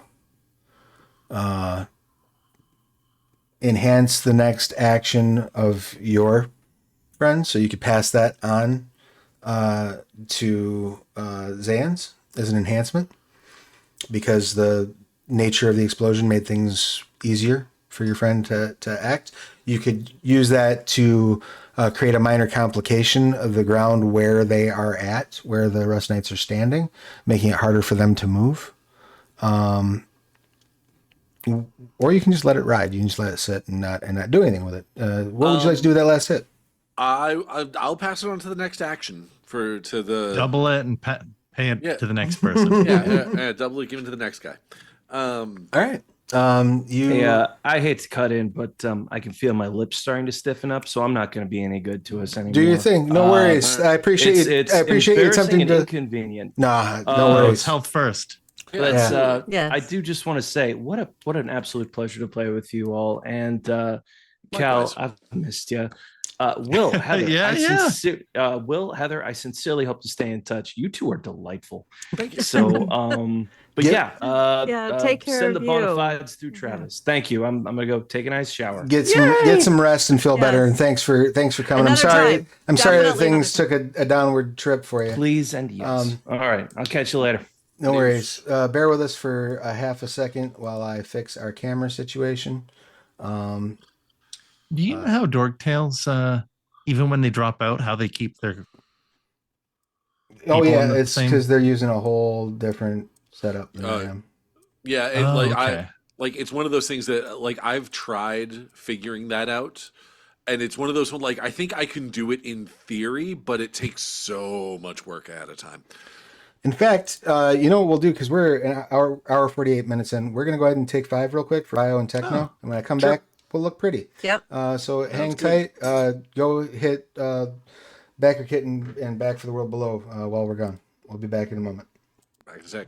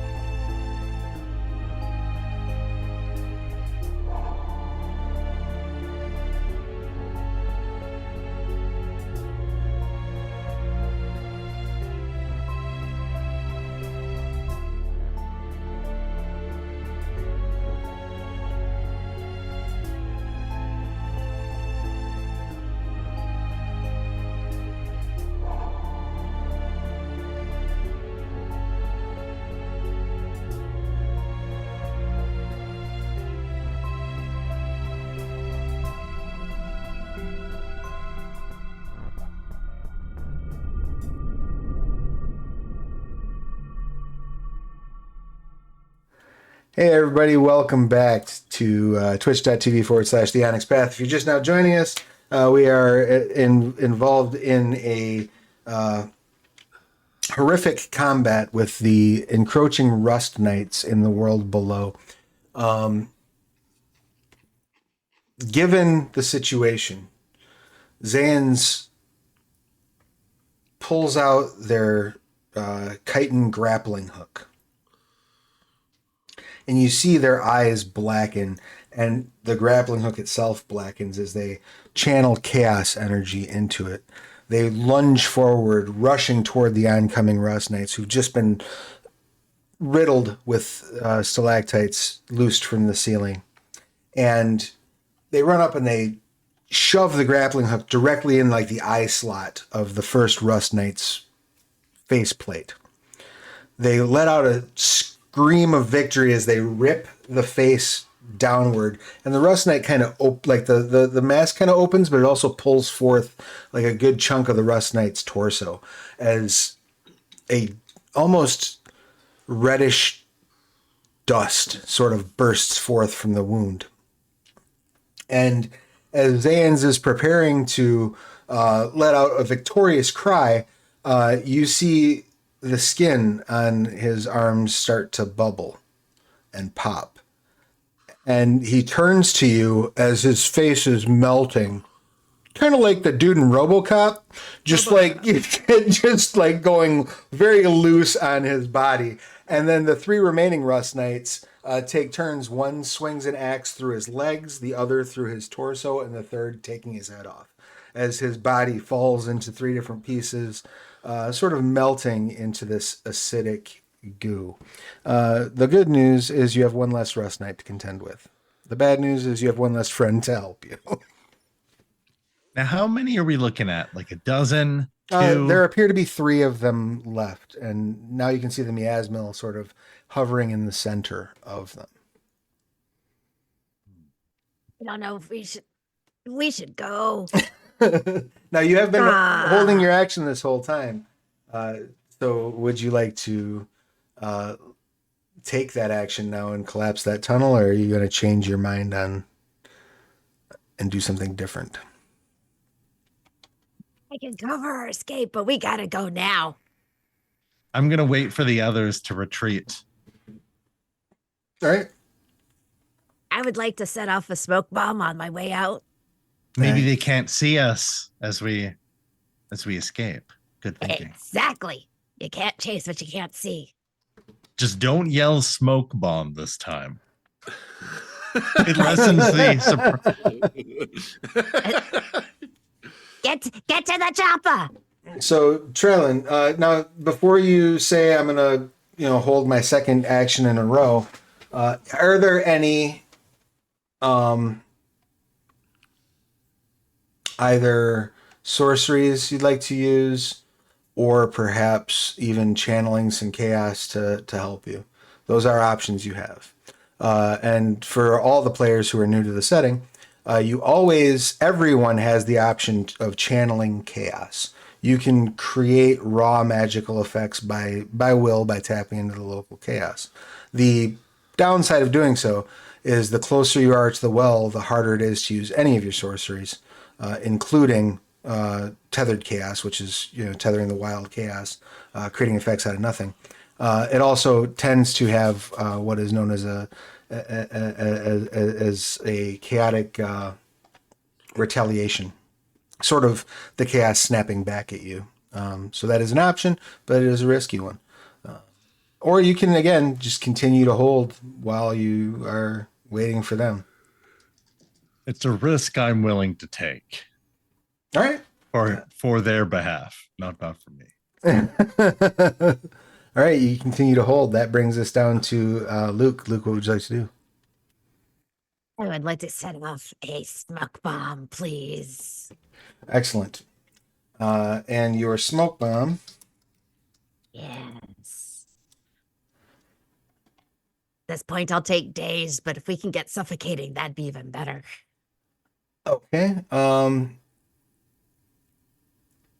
So the way that it will work is This absolutely imparts the suffocating area effect regardless, up to short range from the point of destination. And then if they don't resolve the moderate complication of trying to hit you, if they try to hit you at a range, then they will get the dazed status effect. Make sense?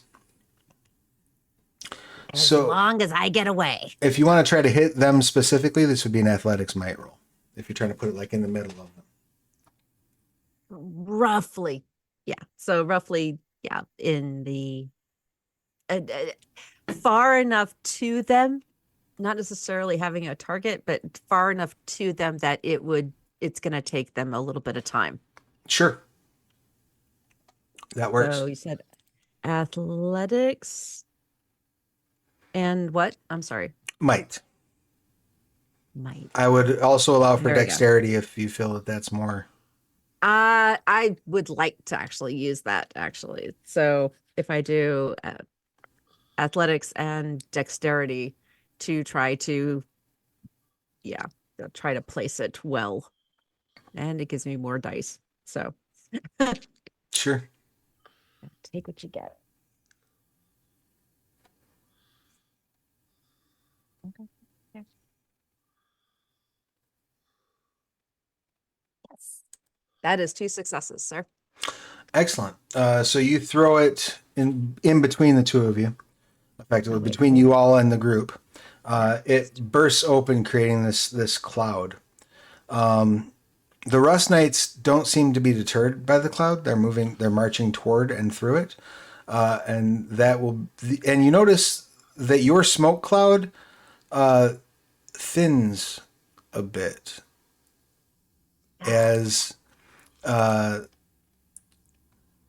miasmal sort of passes through it, moving toward you, and seems to be unhindered completely by it.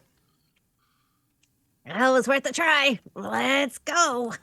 It is going to use this attempt, or this round, to attempt to chase you. Of course. Specifically. So it is going to try to move through the area. Now I'm going to go ahead and give it a moderate complication to move through the area just because of the various impediments. Most of them don't matter much to it, but there is a bit of resistance in the smoke bomb.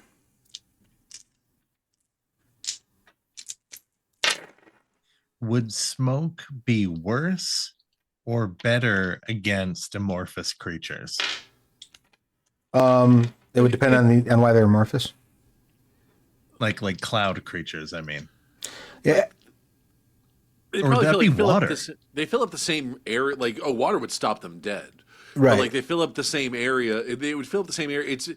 It would have the same difficulty as, like, you moving through a crowd at a convention. Right. Like you're pushing past kind of yourself, effectively. So yeah, the smoke bomb still. Yeah. It wasn't completely useless. Not at all. No. And the Rust Knights themselves are still walking through it. But this thing is decided it was more for us. It was more for us than it was for them. Yeah, has decided to our rush escape. forward and manages to rush forward. It is now occupying the space, probably like short range from the actual entryway itself. So it's enough that you could probably squeeze past it if you can get before it does. Like for example, 7 will be able to do. If you have a big enough lung capacity, you could breathe it in. You could try. See Nice how idea, that Kirby. goes for you. Yes, please inhale the malevolent fart. All right, as soon as it's my turn, Hey, it works for Kirby. Why can't it work for us? I've gained air powers. So with that brings us around. People always told me I sucked. Now it's time to make that good. Exactly. So what would, aside from coughing, what would 7 like to do? I am gonna try to get through. Also, try to like move through the smoke cloud. Try to like get through up into that main tunnel. Okay, so just So you're going on the other side of it. You'll be coming. I think so, because like honestly, my plan right now is to basically I want to try to harness. I want to try to tether chaos and try to just close the hole. Okay. Once you're inside it, or before? Yeah. Okay. So like when we retreat, or where they came from? Like once we retreat, like once we get back up into that straight line that we going back to the Ferris road. Yeah. I want to basically just. I want to, or try to anyway. I, from what I can tell of my theses, I'm pretty good at it. But All right. All right. So in that case, what you'll do is I'm going to have you, because ultimately not trying this until all three of you are in the tunnel, right? So right. what And I I would think like I held my action. you did so- hold your action, Right. Yeah, absolutely. Now, so if you wanted to use your held action to pull out Luke, you could to like run over and grab Luke. Yeah. That is absolutely valid action. The faster we can However, do that. both of you will need to overcome a moderate complication to pass through that area without interacting with the miasma. Make sense? Right. So this is going to be... Me too? But yes, both of you. Okay. So Okay. you're basically going to be looking at probably athletics and dexterity, though I'm open to other suggestions as to how you might move through that without interacting with the cloud. Athletics Oh, that dexterity looks seems good. like Yeah. I gotta work out more. Ugh. So if you don't resolve the complication, you'll be subjected to some of the effects of exposure to the cloud. Uh-oh. May I use 3 momentum to change that botch into rolling my 3 dice again?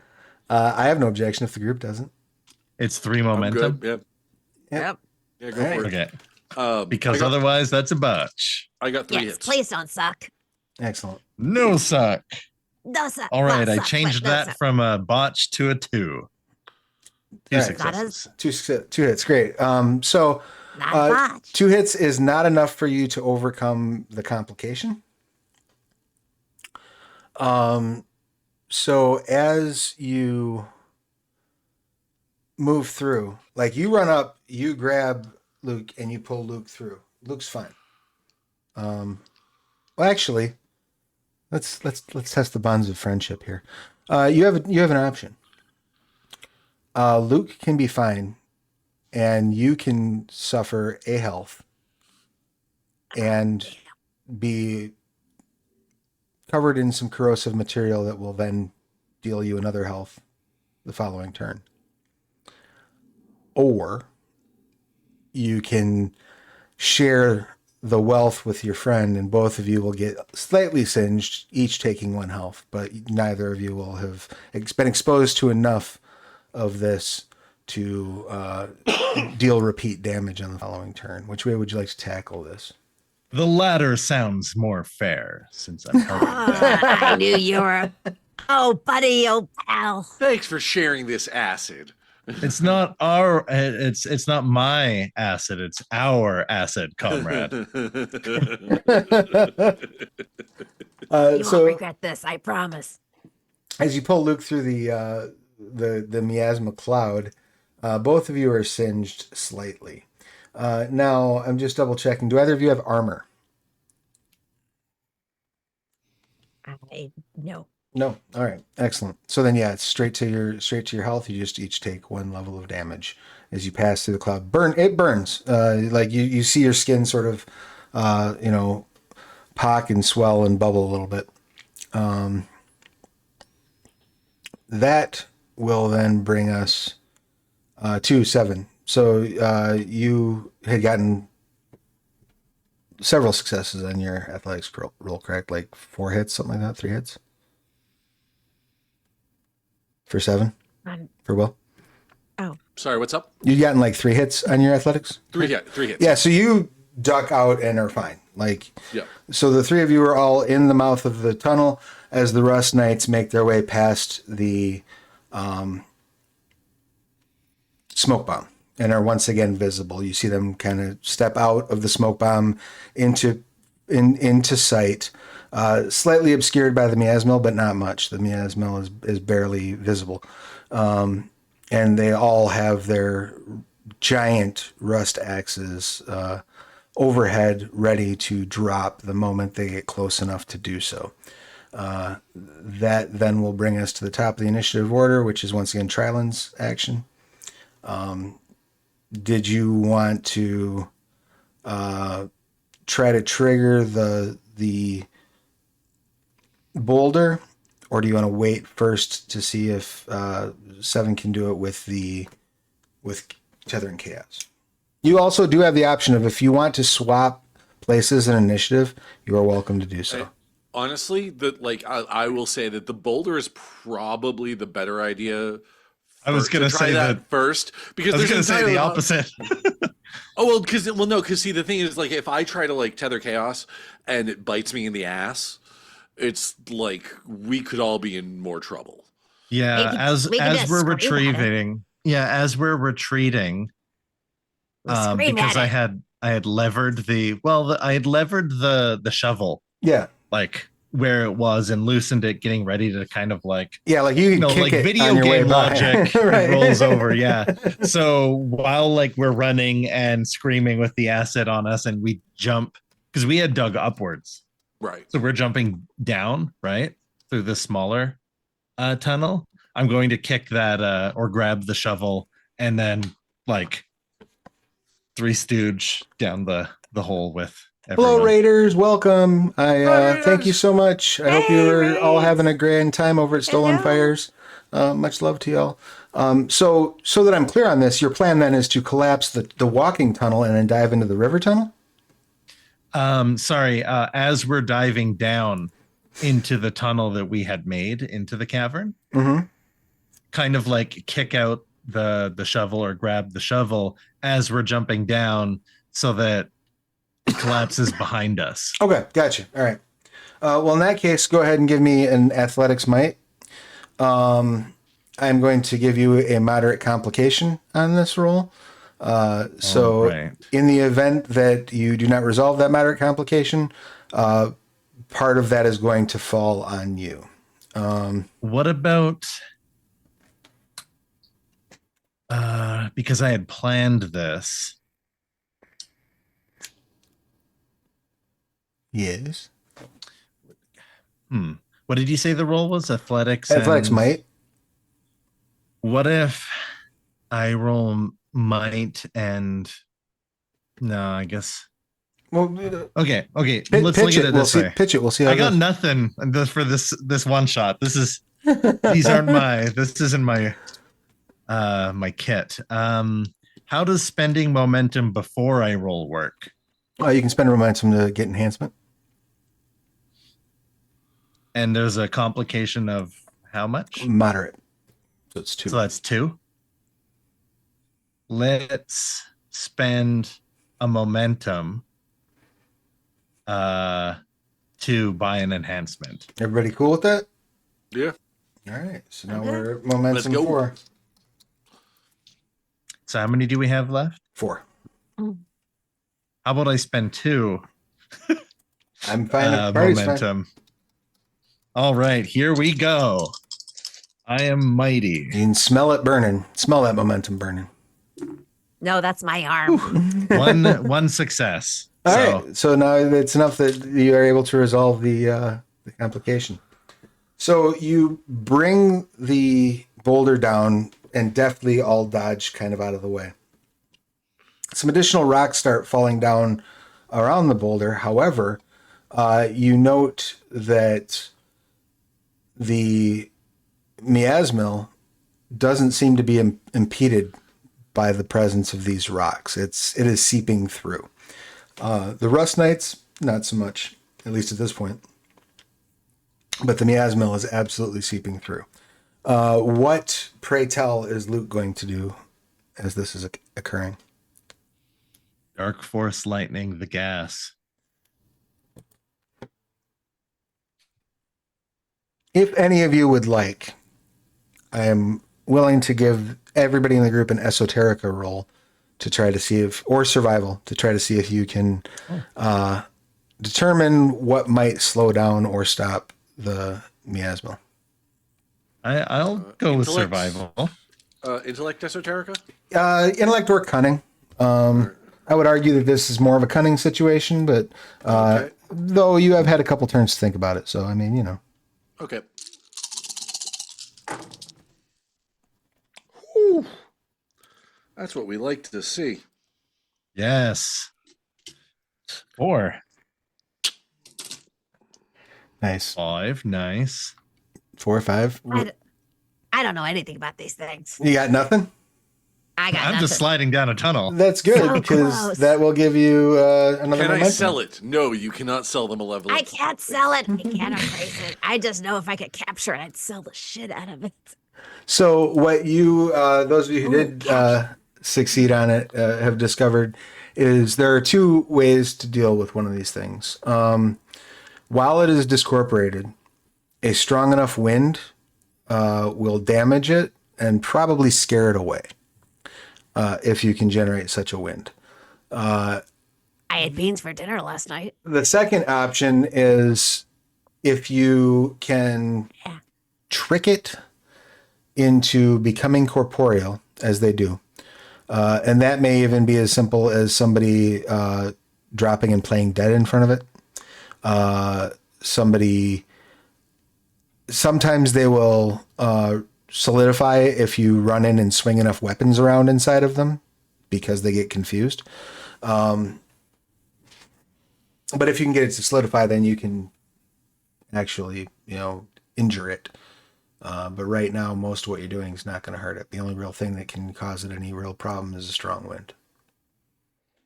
Which, again, you can generate theoretically by tethering chaos. That you said is something. Go You ahead. said something earlier about like this. This kind of gets like what in their heads and tries to convert them. Yes, it The will. rot. Yeah, once you're inside of it, it'll start whispering like temptations about following the lords and ladies of Rot. Oh, please tell me you guys actually share this information with me. Yeah, I assume we did. Yeah. So I either we gotta blow this thing Nope. away, or we have to try to get it to become solid.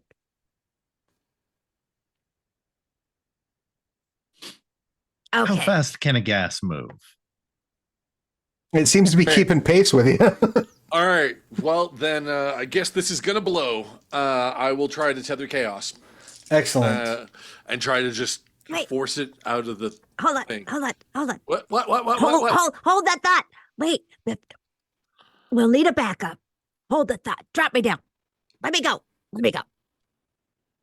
So, and Like I a will. cat trying to wriggle free. Yes, I the, drop them. yes. The hobgoblin wriggles free and goes forward a couple of steps. Hold on. Oh, great miasma! You know things about the rot. I wish Nice. to learn more about the rot. Oh, Can we talk? Famous last words. oh Lord! Ooh, you are so big. So Can we talk? I'm going to let you roll. This would be probably. I want to. Oh, I'm go ahead. gonna do parlor tricks. Okay. Let's see how that. Is it? I think it's because parlor tricks would be Yes, you distract and uh, confound those yeah. that seek to harm you. As a reflexive action, you can grant +1 enhancement to attempts Yeah. by your allies to sneak, perform sleight of hand, or otherwise evade notice as you provide a distraction. So what this would do is, if you wanted to go that route with it, what you would effectively be doing is giving an enhancement to 7 as 7 is trying to cook up this storm. okay. So dice drop 1 sec. Sure. Okay, bye. Now, you do not need to roll to use parlor tricks. However, Okay.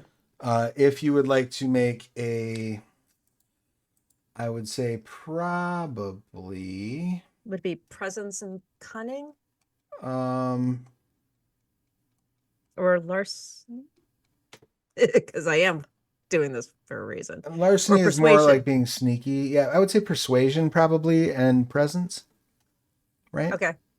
Um, So 2, 3, 4, 5. Okay. And you're going to actually have an enhancement of 2 on this because this creature's core drive is to proselytize, to bring people together Oh, how under convenient. the beliefs of the lords and ladies of Rot. So I will let you not only stack that +1 enhancement that you're doing from the reflexive action, but any hits that you generate in this, I would let you stack as enhancement that would go to Will as well. That's 3 successes on the die plus the 2 that you gave me. Right. Plus, So we're talking plus. so that's 5. So that would be 6. Now in Story Path Yep. Ultra, the maximum enhancement you can ever get is 5. In this Yep. situation, what I am going to do to accommodate that is I will slightly reduce the complication that that 7 is going to face while tethering this wild chaos. Make sense? So you're going to get 5 Okay. enhancement, plus your complication will be reduced by 1.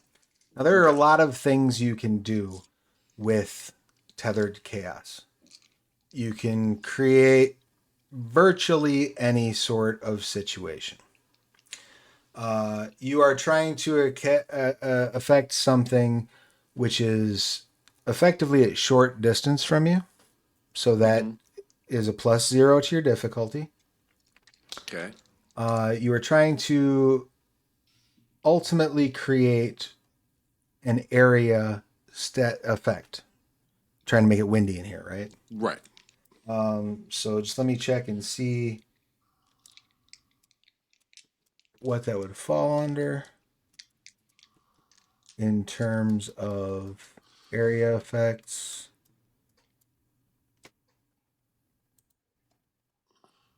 So this would be an extreme weather effect. Okay.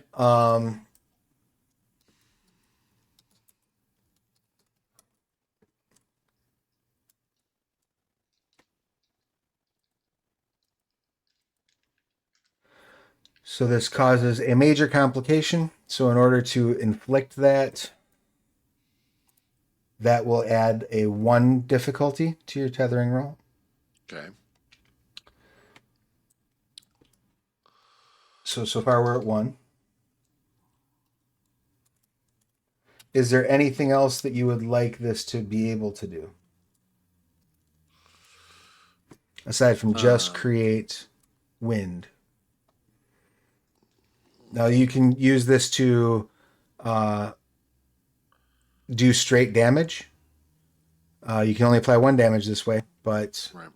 you can add +1 to your difficulty to make it do straight damage. If you would like to use that wind to further create complications to their movement, you could add a moderate complication for a +1 to the difficulty, so bring it up to 3, or a major complication if you bring the difficulty up to 4. That's probably all you would need, would be my guess.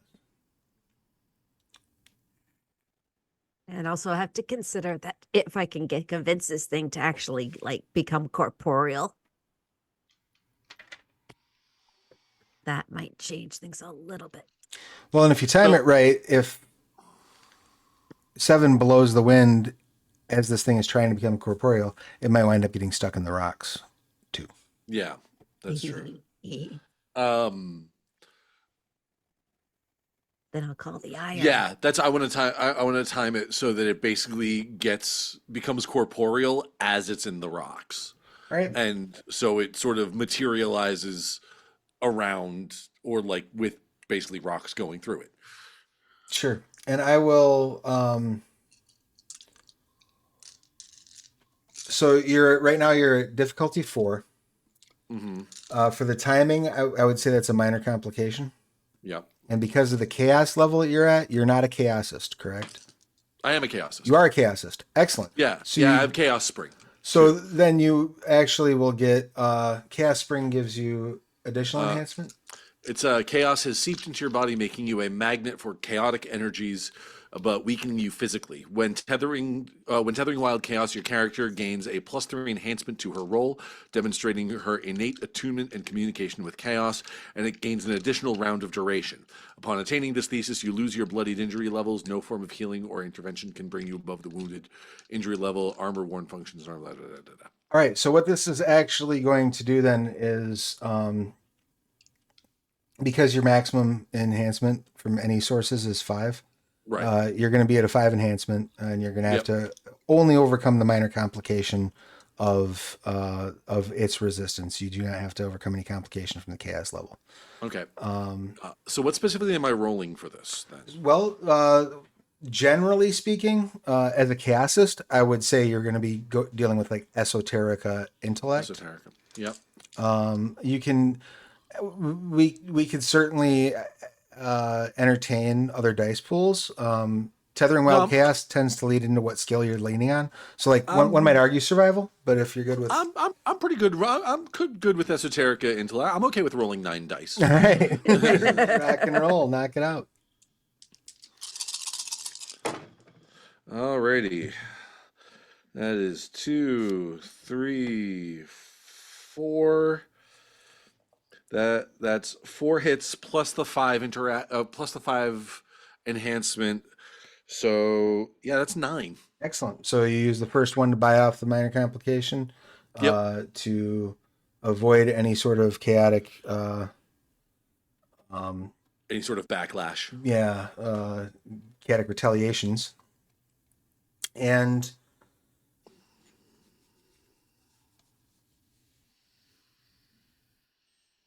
let's see.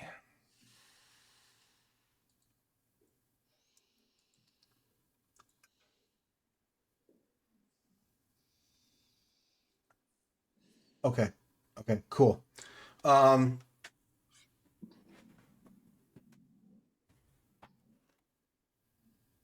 shall never think of the term a mighty wind the same after this. Again, bear with me. I'm just double checking because some things have changed about this, so I'm making sure I'm using the most correct rules. Seven, I'm did you sure eat the we'll beans be last night fine. too? Yep. Yeah, you've eaten up the complications. You've eaten up the retaliations. You have enough to hit that timing, no problem. So as this miasma mill tries to solidify, you push it into the stone. You are able to deal 1 point of damage, just straight. You deal with 1 point of straight damage to it. It's solidifying in the stone. I'm going to say it's probably going to deal 2 additional health to it.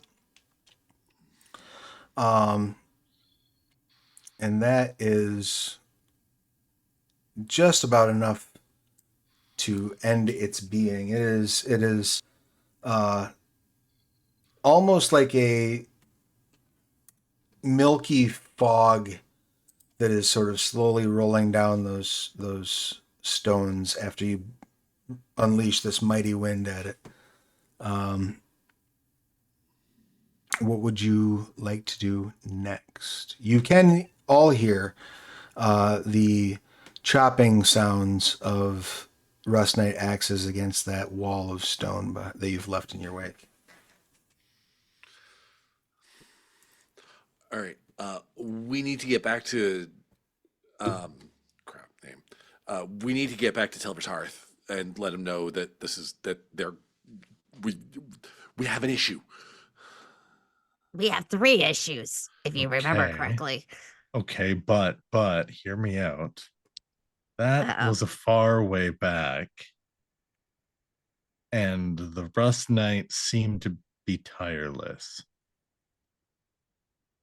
My I could try. my pulling cardio's the- not the Yeah, but How many kilometers was it away? You're like 11 kilometers probably. Oh, 11. Yeah, Maybe this we're is a thinking trek. about this wrong. They're rust knights. Wouldn't Yeah. rust is made of materials? Wouldn't if I can pull the iron out of the stone, shouldn't I be able to pull some iron out of the rust? It's worth a shot. Your sacrifices will be remembered. As you're discussing this, that chaotic effect, because of your thesis, goes on for an extra round. So this finishes pushing the miasmal through the stone, effectively shredding the creature and destroying it. Mm-hmm. However, the rust, you can also see like where some of the smaller stones had fallen in, like the rust knight's still chopping away at it, just still chopping away.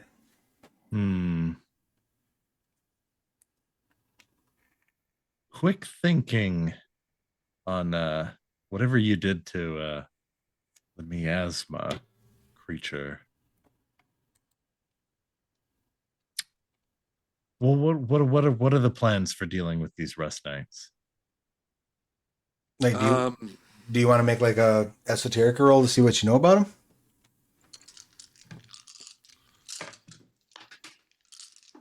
them? I'll do that.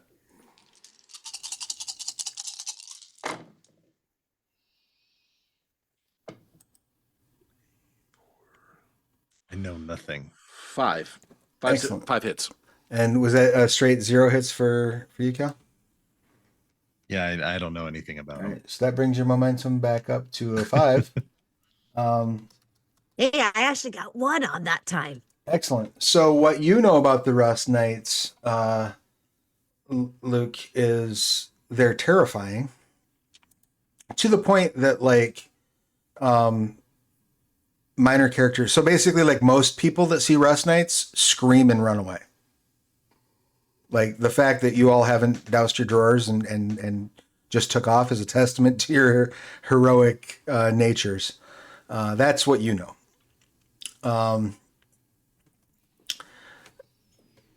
Okay. 7 is able to pull some deeper insight into the Rust Knights. They lack standard anatomy, so it's harder. Any effect to like that would cause like critical wounds to them is more expensive to achieve. You know that they can exude an aura that drains the energy from people, as well as an aura that corrodes, much like the miasma. The axes that they carry can create horrific wounds, what is known in the system as aggravated wound. When you have an aggravated wound, regardless of what your health is, if you take another wound, you die. Tetanus is a motherfucker. Right. They are effectively ceaseless war machines, and they are motivated largely by spreading corruption. They want to knock people out, disseminate the worship of the lords and ladies of Rot, and those who fail to succumb to their charm, to their wit, to their attempts at conversion, be it that as it is they're not very charming or witty or smart. Those that fail to succumb, they just melt down or chop up. Now, you do know that they are very slow, and while they are tireless, they're also easily bored. I relate to them all of a sudden. They can so like if you can convince them that there's nothing worth chasing in an area, they might just fall dormant and stay that way until someone happens. So we can upon them. speed walk away from them is what. That's sort of what I was thinking, especially if we have this wall of rock to sort of slow them down. Mm-hmm. And like honestly, if we can get a good distance away from them, and if they're as easily bored as that, 11 kilometers would be like it's so long with nothing. Yeah, it's Right. I mean, you've got a 1 kilometer tunnel that will lead you back to like the cave network that connects to the Ferris Road. Like if you Yeah. can get down to the end of that tunnel and close the end of that tunnel, That's sort of what I was thinking when probably with not going to. Yeah. closing the Okay. tunnel with tethering chaos earlier. Yeah, so like I think that might be the play. All right. These guys wouldn't care that like the miasma's like shredded now, would they? I don't know. Was that their boss? So you think of another Ah. something else occurs to you actually as you're discussing this, Seven. Normally, rust knights and miasmals want nothing to do with one another, to the point that they will fight if they're in the same area. This behavior is extremely weird. So either the miasmals had engaged some sort of mind control over the rust knights, which is incredibly difficult to do because they have what's called the feral quality. It gives anyone who tries to influence them, they have like social advantage over them. The best defense against psychic is being insane. Gotcha. Right. The other option is it's quite possible those rust knights were chasing the miasmal and trying to kill it. That might be why they're chopping at the rocks, because they see Yeah. like the sort of miasma sort of like oozing through it in its fog form, because they're not the brightest things in the world. Do I think they Siobhan? could hear us? Do I think they could hear us from the other side of Do the they stone? speak? Do you know if they speak? Like, can they understand us? Can we reason with them? They have what is known as the feral trait. Also means that like their thought processes are so inhuman that No, like you okay. can't connect with them. Basically, I guess I can't convince them to turn around. I mean, you can try because you're a farsighter and you got all sorts of neat powers that would help you overcome that if you want to give it a shot. I don't think fast talk, negotiator, and striking looks would help Oh, with I- mindless. Yeah, maybe not. I mean, they can't. You're pretty sure that they can't hear you talking, as you have to sort of elevate your voices to hear each other over the sound of these rusty axes coming down on these stones. Let's just start walking. Let's just start going. Yeah, Yeah. Why not? We're talking about this too long. Yeah. Yeah, we can talk as we The walk. amount of we can talk as we walk. We can Yeah, Aaron definitely. Sorkin this. Yeah. You do a oneer down. Coming up with the plan kind of just gave them like 10 minutes of Yeah. of chopping. Yeah. I will say Talk and that walk. as you're making your way down that hallway, it does occur to you that if they were chopping through the rock in a organized like excavatory fashion, right? Like if they were actually trying to dig through to you, they probably would Yeah. already got through by now. So they're just which is not to say that they mindlessly won't hacking keep it. doing it, but they're right now. Your instinct is probably correct. They're probably hacking at what's left of the miasmal until there's nothing left of the miasmal to hack at. All right. Yeah, Good. we'll just Let it walk happen. away like nothing happened. Well, we tried our best.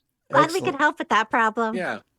And your intention, once you get to the far end of the tunnel, are you going to wait all the way till you get to where the tunnel meets with the cavern network to collapse it, or are you going to Yeah. do like okay?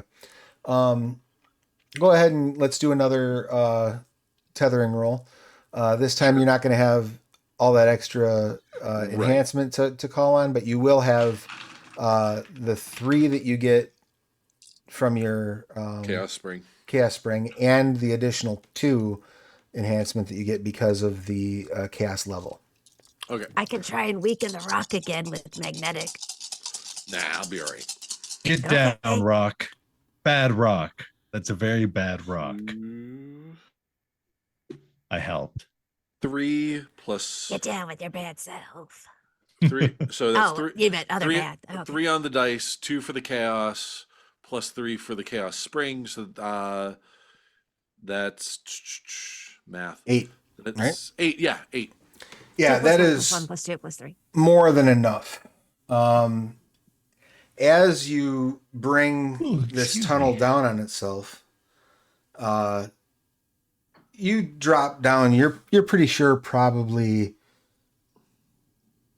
50 meters of tunnel. You flatten. Sure. You do notice uh, a yelp that does not sound humanoid. Sounds like maybe some sort of creature might have fallen through like a chaos portal that you might have accidentally created while you're doing that. Oops. and gotten crushed to flatness. But other than that, there's no noticeable side effects. It happens. I'm sure they're fine. Is there anything in the rock? I was 2 days away from retirement. I'm getting too old for this shit. I'm a little bummed that we had to abandon that sizable cave system, but yeah, no, it's better. It doesn't mean we can't come back. Well, That is fair. That I is do fair. I do a quick jewel sight check in the rubble just to make sure that we're not leaving anything worthy behind. Sure. Jewel sight. That gives you.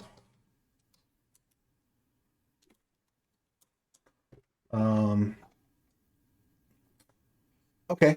So go ahead and give me. I would say probably survival. I could science maybe as well if you have that. And then I would say probably cunning. Or Science. What is Or- this science? or technology. My character doesn't know technology, doesn't know magic, their culture, medicine, persuasion, piloting, Oh, plus 2 more for the enhancement. So that's 3. leadership. All right, 3 successes. 3 successes. Yeah, you actually, as you're having this conversation, you both look As they're over, having the conversation, I'm busy. and Luke is just like Looking for shinies. I grabbing understand. gems and little metal stones and sticking them in various pockets and shit. And your party, minus 1 member, having defeated the miasmal and distracted the rest knights, at the very least, contained them, makes your way back to Tulver's Hearth to inform them of what happened. Or Zayans. He died the way he lived, screaming in pain and melting. Are there, and as our adventure draws to a close, and we end this chapter, this sidequel, what is the last thing, as the camera rests on Luke, what is the last moment that is shared with the audience?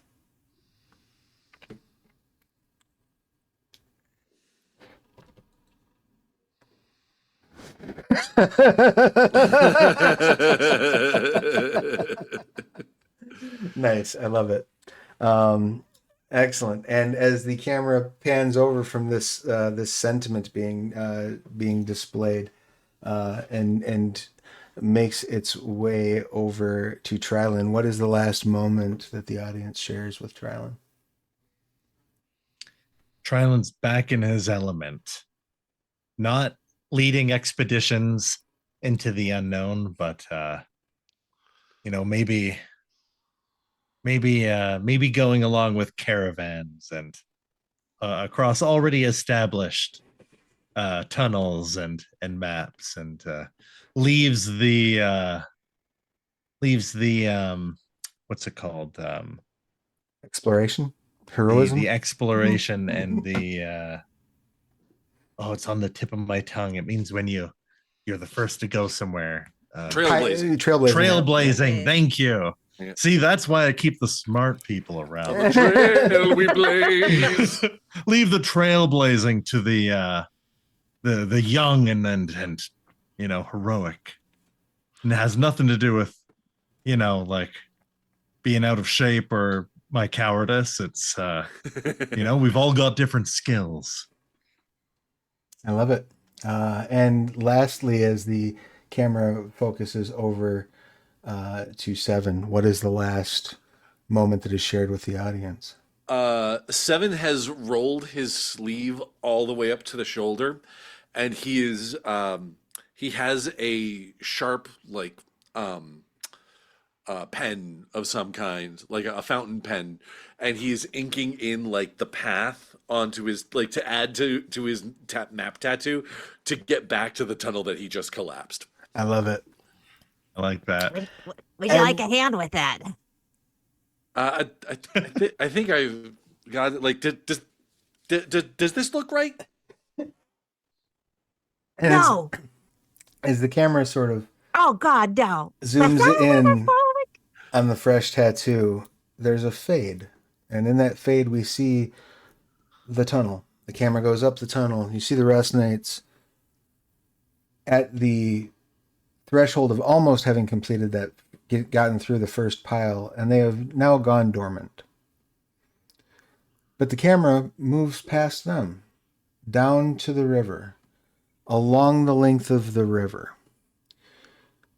through a short, remarkably short tunnel that opens in another place where this river has opened into a wider cavern, where we see a band of adventurers who are hastily gathering their equipment to get away from the nest that they just disturbed last session, as they begin making their way toward this cavern in the hopes of escaping the minor threat that they had awoken. And when we return, And we help. And when we return in 2 weeks, we'll see how our regular adventuring party reacts to running into this cavern that's full of Rust Knights. Full of Rust Knights, no exits, no light. You're welcome. So, Wait a second. I'm in that game. any questions, comments, complaints, or concerns about tonight's session? No, this is No. It great. was fun. This was a blast. This was so Awesome. much fun. Awesome. Yeah, again, I just want to throw out there that thank you for our guest players here. Absolutely. But yes, like thank maybe so you much. Happy to two, be here. it They wasn't loved it, wasn't very long that you were in the game, but do you see how like the game's about the nitty gritty of like when to run, when to explore, when to Yeah. shore up, like when to go back to a town and when to collapse things? Like it's more survival and like Right. moment to moment than like a dungeon Right. crawl. Yeah. Yeah. It's Yeah, not and I like that. go- It's not like go you f- get a certain XP from killing X number of goblins and then you level up. It's what's better, leaving we the world survive? in a better place for Sometimes those that come living, next. Yeah. sometimes living is preferable to the alternative. Like There's no fighting is glory not if you always. melt in a cave. I don't know. alone That or- was a pretty epic way to go out. So I mean, if you're Yeah. gonna go Oh, that out, you was might as well epic. go He out took full one of them out. RoboCop. He took one of Yeah. those. Oh yeah, that's right. Maybe we could find the remnants of him and remake. His goo. He's gonna Remake take a him. container and I scoop will his ta- goo. I Scoop will- him up and we pour him in a magical rust armor, honey. and then Wait, he wait, wait. becomes Are we just gonna straight up Al Elric this guy? yes. Fun fact, though, about the world below. Apart from a few unusual areas, bodies in the world below don't last long. They tend to disappear. Oh, that's right. Yeah. There's a If you're they not just if you're not paying attention to them, they just tend to go away, and nobody's quite sure why. Well, yeah, they go could- away. It's not that like what's it called? They don't decompose super fast. Yeah, Right. it's not that decomposing Yeah. creatures make them go away. They're just gone. That's wonderful. fertilizer that- for the that's fungi great. below. No. Because see here, like now you have my exalted brain going. It's like, okay, what Right. abyssal is collecting corpses to make necrotech or whatever. It's, Yeah, it's Is there a chrysalis of some sort where their body was? Speaking of exalted. yeah, there are a couple of places where the bodies remain, and if you keep vigil over a body, it doesn't disappear. But I like to think it's just like one random guy that's like, no, this is my collection. right, yeah, there's One dude. just find Yeah. Just one twibbling. one little hobgob down in like Hello. deep by the well with like just hundreds of bodies. That gives me an interesting idea. I call I this just one thought- Sven. He is married to David. They have a loving relationship, Except David's eyes wander a little bit. I can't keep them in this, and then he like walks over, picks them up, like, see, Roll out. Yeah. yeah. See, this is better because I could picture like this little 2'6" little like mushroom top farmer coming and gathering up whatever goo or whatever's left and going back to their own little like their little fungi garden and do you like my fields? Well, All I can picture now is Miracle Max. right. I'm thinking broader and philosophical. I'm thinking like when they're not being observed, they're reborn somewhere else in the world below. Some people might believe that. And there are powers you can use on corpses. You just have to catch them when they die most of the time. So necromancy is more difficult in this world. Yeah, because you have to have fresher supply. Unless you go to one of the few cities, like there's one city, I can't remember the name off the top of my head, but there's one city that's like a massive mausoleum where there are hundreds and hundreds and hundreds of preserved corpses, and nobody knows how or why. Oh, even when they're not being observed? Yeah. And so like one story you might have for World Below campaign, right? Like you could build an entire campaign around the idea that your buddy died and your job is to get their body to bring him there before their body disappears. Right? Like, I mean, that's a campaign. Oh, I actually really like That that. That's a good campaign. Because you also That have to would be like fun. keep track of like, is somebody always watching that body? Don't turn your back on that body. You'll find the mushroom farmer dude dragging him away. And when you say mushroom farmer, dude, like I just think of like Toad from Mario. You know what I mean? So, Yeah. like, just a little... A little older, little Here we raggedy. go. Come see my field of fucks, for they flourish below. I would try to do the voice, but I cannot hit a note that high. Yeah, no, that's So yeah, it's a fun setting. There's a lot of cool little like just tidbits like that really make it like a unique, fun place to play. So I hope you all have enjoyed your first journey into the world below, or in Cal's case, you're like 14th very much journey so. into the world It was a good time. yeah, It'd and be also a good setting for legacy. Like when you retire a campaign, let's say like 8 sessions, you jump forward and play their like offspring or other. Yeah. yeah, and Yeah. there's guidelines in the core rule book for like generational play and for like rules for like settlement building. Nice. Like we haven't gotten there in our campaign yet, but like once you go into calm, there are like calm. You roll for calm events to see like if something happened during your calm, because it's entirely possible that like Rust Knights will break into your shit during calm, and then the settlement itself suffers losses, or that maybe your food source gets polluted. All these things can happen during calm, but you can also create rituals to shore places up. So like let's say you're playing a Templar, you can use a calm ritual to like consecrate a temple inside of a settlement, so you can really sort of like start directing the way the faiths are practiced and stuff. There's so many, you can really get granular with like how you run out like generational play. Yeah, I like that. Yeah, That's cool. It's super. It's really amazing. I'm floored that I got to work on it. And my work on it as a writer was almost entirely in the sorceries. Which was a lot of fun. Yeah, that's fun. That's We have that's you also, to blame for chaos, is what you're. it is, and you haven't got to see some of my favorite sorceries are like late game shit. Like there's one called "Escape the Bonds of Flesh," where you rip someone's skeleton out and turn it into your servant.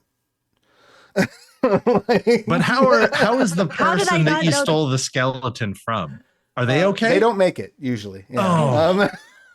I'm only finding out that we could have played this now. High level necromancer party Yeah. will be the That- next. that's- Escape the bonds of flesh. Like, excuse me, I just need to grab this real Right. That's one way Just- necromancers do their work in the setting. Is like just catch them while they're still alive. That is one way to turn an enemy into a friend. Well, then you have a skeleton and a zombie. Right. Yeah. Exactly. 2 for the price of, The of zombie is one. very puddly though. They're not. Oh yeah, that one's more like a gelatinous creature. All right. Well, on that bright shiny, we are at about time. I am once again so thrilled that you all were able to join us tonight. Thank you so much. If you're watching this from home, Kevin. Best wishes. I hope you feel better. Thank you for Yeah. trying to soldier through, and thank you also for taking care of yourself and hopping out. That's big deal. So let's go ahead and do our outros. If you could, we'll start with Cal. Please tell us who you are, what you do, who you've been playing, your pronouns, their pronouns, and anything you would care to promote. Yeah, my name is Cal. I use he, him pronouns, and I was playing Trilon, the leader of this failed expedition. Well, dang it, turns out you can't talk your way through rust knights, cave-ins, and amorphous blobs that come to liquefy your body. But We tried. maybe I just didn't try hard enough. Right. You could you could find me on the Lasercomb podcast, where we pick a show that's completed its run. Doesn't matter what decade or type it's from, as long as it's not like a game show or a reality show. And we watch a random episode of it. And sometimes we let the patrons choose a show. Nice. And then afterwards, we see if we liked it or not. There's lots of hits or misses. And what's on the that. what's That's the fun. Patreon address for that? Lasercomb. That's So what I- LA. You could tell my producer / recording partner how old we are, because it's LAZORCOMB. So like, I'm a fire in my laser, I guess. I'm like, oh, nobody knows how to spell laser anyway. So is it LAZER, LASER? And oh geez, what have we had? We have a reboot, a Beast Wars podcast on there, the Lasercomb podcast, and yeah, it's been a lot of fun doing the world below with everyone here. So Well, thank you I so appreciate it. Thank you. Thank you so much for being here. I appreciate you. And if you could throw the actual link to your Patreon in the Zoom chat, I will put it in the chat because I typed it wrong. So I will do that. awesome. And whilst you're doing that, if you could please, Heather, give us all your pertinent details and who you are, what you do, pronouns, anything you'd like to promote. Again, I am Heather Ashcraft, otherwise known as Valley Girl Heather, on almost all the socials, except the one that, with the one letter we don't talk about because that's a friggin' dumpster fire and I don't deal there. Almost everything else on Instagram, on Facebook, and definitely on TikTok. I am Valley Girl Heather. I am also, you'll find me talking about the RPGs from my small company Pick Up and Go Games, and especially for the next week, you'll see a lot of me on our Geeks Unplugged YouTube and TikTok channels for the retro video games. I was playing Luck. That's a good question. It's up to Lucky you. Luke. Pronounced Lucky Luke. Lucky Luke. Luke. It's in between those two pronunciations. Yes. I dare you to try it. They're umlauts. Playing a Luke. very, very fun the hobgob with was it the merc with a mouth? So the hobgob with a mouth. But hey, it worked. It did what it needed to do. The hob with the gob. The hob with the gob. The Hob with the The Gob. hab with the gab.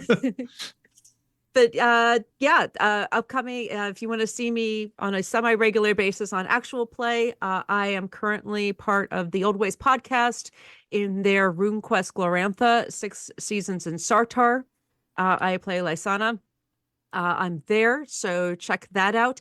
Or if you go to the Castles and Crusades, the Troll Lord Games Castles and Crusades, we're trying to get back to this, usually on Saturday mornings, some Saturday mornings in the jungles of Inkulade, Castles and Crusades campaign. You can see me on that one here on Twitch. Otherwise, I'll be at Midwest Gaming Classic this weekend with the Retro Night for Geeks Unplugged. I will also be then in another week or so headed to Ann Arbor, Michigan for Chaosium Con, and I will be there as part of the Old Ways podcast group. I'm looking forward to seeing people there. Otherwise, you can check out on my my portfolio, Wix, Valley Girl Designs on Wix for my portfolio with all the information of all the things that I'm working on, the conventions I will be at all through the year. And this was an absolute pleasure. Thank you so much for asking me, Travis. This was a joy. I love meeting everybody here. I really hope I can play with everyone again. Thank you very much for being here, and we will find more occasions to bring you onto the channel one way or the other. You have I would my love that. word. If you could, Whether you like it or not. if you could, Yes, drag me, take me. if you could please, Heather, send me in the Zoom chat the name of the Twitch channel where y'all are doing your Castles and Crusade stuff. And Cal, if Yeah. you can paste the bots ate your link, so if you can paste it in the Zoom chat, I will paste it Okay. in the chat. That makes sense. I appreciate that. Thank you so much. And last but most certainly not least, Will, please give us all of your wonderful pertinent details. Hi, my name is Will Spreadbury, better known across the internet as Radio FreeWill. You can find me on TikTok at Radio FreeWill. I'm also on the Instagrams. I'm thinking about segueing over there if/when TikTok does finally get banned here in the States. Yeah. Yeah. I'm in Canada. We never made money from it anyway. Really? The guy that spelled Right, laser that's with fair. Z is in Canada? Mild shock. But yeah, no. So find me on TikTok at Radio Free Will. Also on Instagram. I might segue over there if TikTok gets banned. I don't know. There's a lot in the air. I also run a channel here on Twitch called Beggar Street, where we play all sorts of TTRPGs. Besides, the one that starts with D and or D. As of right now, we have Bless you, by the way. we are doing a Vampire the Masquerade game on Mondays called Twin Cities by Night. We have a Monster of the Week game on Tuesdays, the International Cryptozoology Curators, where our hunters are not necessarily hunting monsters, more trying to preserve them. And finally, our Masks a New Generation superhero game, Superhero High, where we are all playing teenagers in a school for superheroes. Coming Oh my God, soon. that sounds so much fun. Envious. Yeah, that sounds so that- much fun. We're having a blast. We're in our second season of that right now, and it's been a blast because the first season was set during the early 90s, so the years of my childhood, and now we're setting in the early 2000s, which is the years of my adolescence. So going through the music of it has been great. I'm so jelly. Like the music of my childhood, wow, a lot of this really holds up. Music of my adolescence, wow, none of this holds up. But we are going to be moving on to some new games on there coming soon. Over the summer, we're going to be running Demigods, which is a Powered by the Apocalypse game inspired by the likes of Percy Jackson and American Gods and The Wicked and the Divine. Our heroes are going to be the half-mortal children of the gods of old. I'm also going to be running an Exalted game on there soon, probably sometime starting over the summer-ish. I don't know. The timing on that's kind of weird. Need to get a group of that together. But speaking of running Exalted, I'm also going to be running some Exalted games here on the Onyx Path Twitch channel in the foreseeable future. I'm organizing an Abyssals game, and we're going to be doing an Exigence one-shot for Onyx PathCon. I've always liked the idea of exigence. Yeah, You should play in the Exigence one shot on Sunday. Yeah. PPCon. The idea is my plan for it is to do basically Great Forks is attacked, and basically a bunch of people have to be like emergency exalted in order to be like, all right, like this is your net, like go help please. But yeah, no, I like that. So just I like that. A bunch of minor gods are like, all right, I got one in me. Yeah, I got one. I think that's what everyone wants. Pretty much. Ayo. But yeah, so give us a follow over at Beggar Street, and like I said, over on TikTok, Radio Free Will. And I have played, oh my God, what was his name? Seven Blackleg, the elemental chaosist, and nervous cartographer, I guess. And thanks again for having me on. Thank Keeper you. of the mighty wind. Thank Don't you for forget. being here, and especially I really appreciate just your presence. It's been a blast to play with you, share the time with you, but also I appreciate your willingness to just jump in blindly into this Ashcan edition of The World Below. And Hey, We used to have a show on Beggar Street called the One Shot Firing Range, where we ran a different game every week or like every other week. So I have become That's a cool. master at like crash course learning systems like that. That is and cool. just making up the rest of it. Not only is that very cool, but I am very jealous because that sounds So like the a whole lot opposite of fun. every D&D player. Yeah. Pretty much. Ooh, did I? I've worked so far. This is actually, I think, my 9th or 10th system that I will be doing something with this year alone. Nice. Yeah. So Nice. I've kind of decided to embrace the suck and just go with the whole jack of all trades. So I love just being able to jump something in. And I when you have a GM that you trust implicitly and you're like, yeah, people who know what they're doing, let's just do this. Let's fuck shit up. So Well, that's very sweet of you to say. I and love it. I deeply appreciate it. Thank you. So if you're watching this and you enjoyed what you saw, go pick up The World Below in pre-order. If you pre-order it on Backer Kit, right now I do believe you get the advanced manuscript, so you'll have all the rules you need to run the Nice. game. There's different packages and add-ons you can get when you pre-order that. I also want to remind everybody that the At the Gates Ash Can came out recently. That is the next phase in the Earthbane cycle. So it's the same universe as The World Below, but it is a drastically different setting in which it is heavily inspired by JRPGs. There's a lot of big actions, fighting bosses that have 3 different forms, and victory dances, I assume. I don't know that any of those things are actually at the gates, but that's what I'm assuming it is. Do you have to use in-game currency to unlock the different victory dances? It's quite possible. You'll have to pick up the Now- ash can to find Wait, out. you said JRPG, not Korean MMO. Right. there is a bit of a difference. So I have been Travis Legge. My pronouns are he and they. When I'm not running games, I am writing them. I would implore you to please like and follow and subscribe to all the lovely channels of the lovely people that have shared this screen with me tonight. And I would ask you kindly to please be sure to wash your hands, get your shots, take care of yourselves and each other. And we will hope to see you again real soon. I will be back on the channel next Friday for they came from the Cyclops' cave. We had to miss a session, which breaks my heart because if in case you missed the memo, They Came from the Cyclops' Cave is my favorite role-playing game. And we had just had our heroes facing the villain Ham-Fisted, so named because he is a dude with a pig for a hand. And so A pig for one hand or a pig for each hand? One hand. Okay, so the other hand he could still. It's a regular do things hand. with. Yes, yeah, absolutely. And I was holding it was just a cooked ham. it's just no. It's like it's a live pig named Clarence that his wrist ends and Clarence begins. I And like in that. fact, when the heroes beat him to the ground, he said, "Run, Clarence, run!" And the pig ran off and just dragged his limp body, and that's how he escaped. Amazing.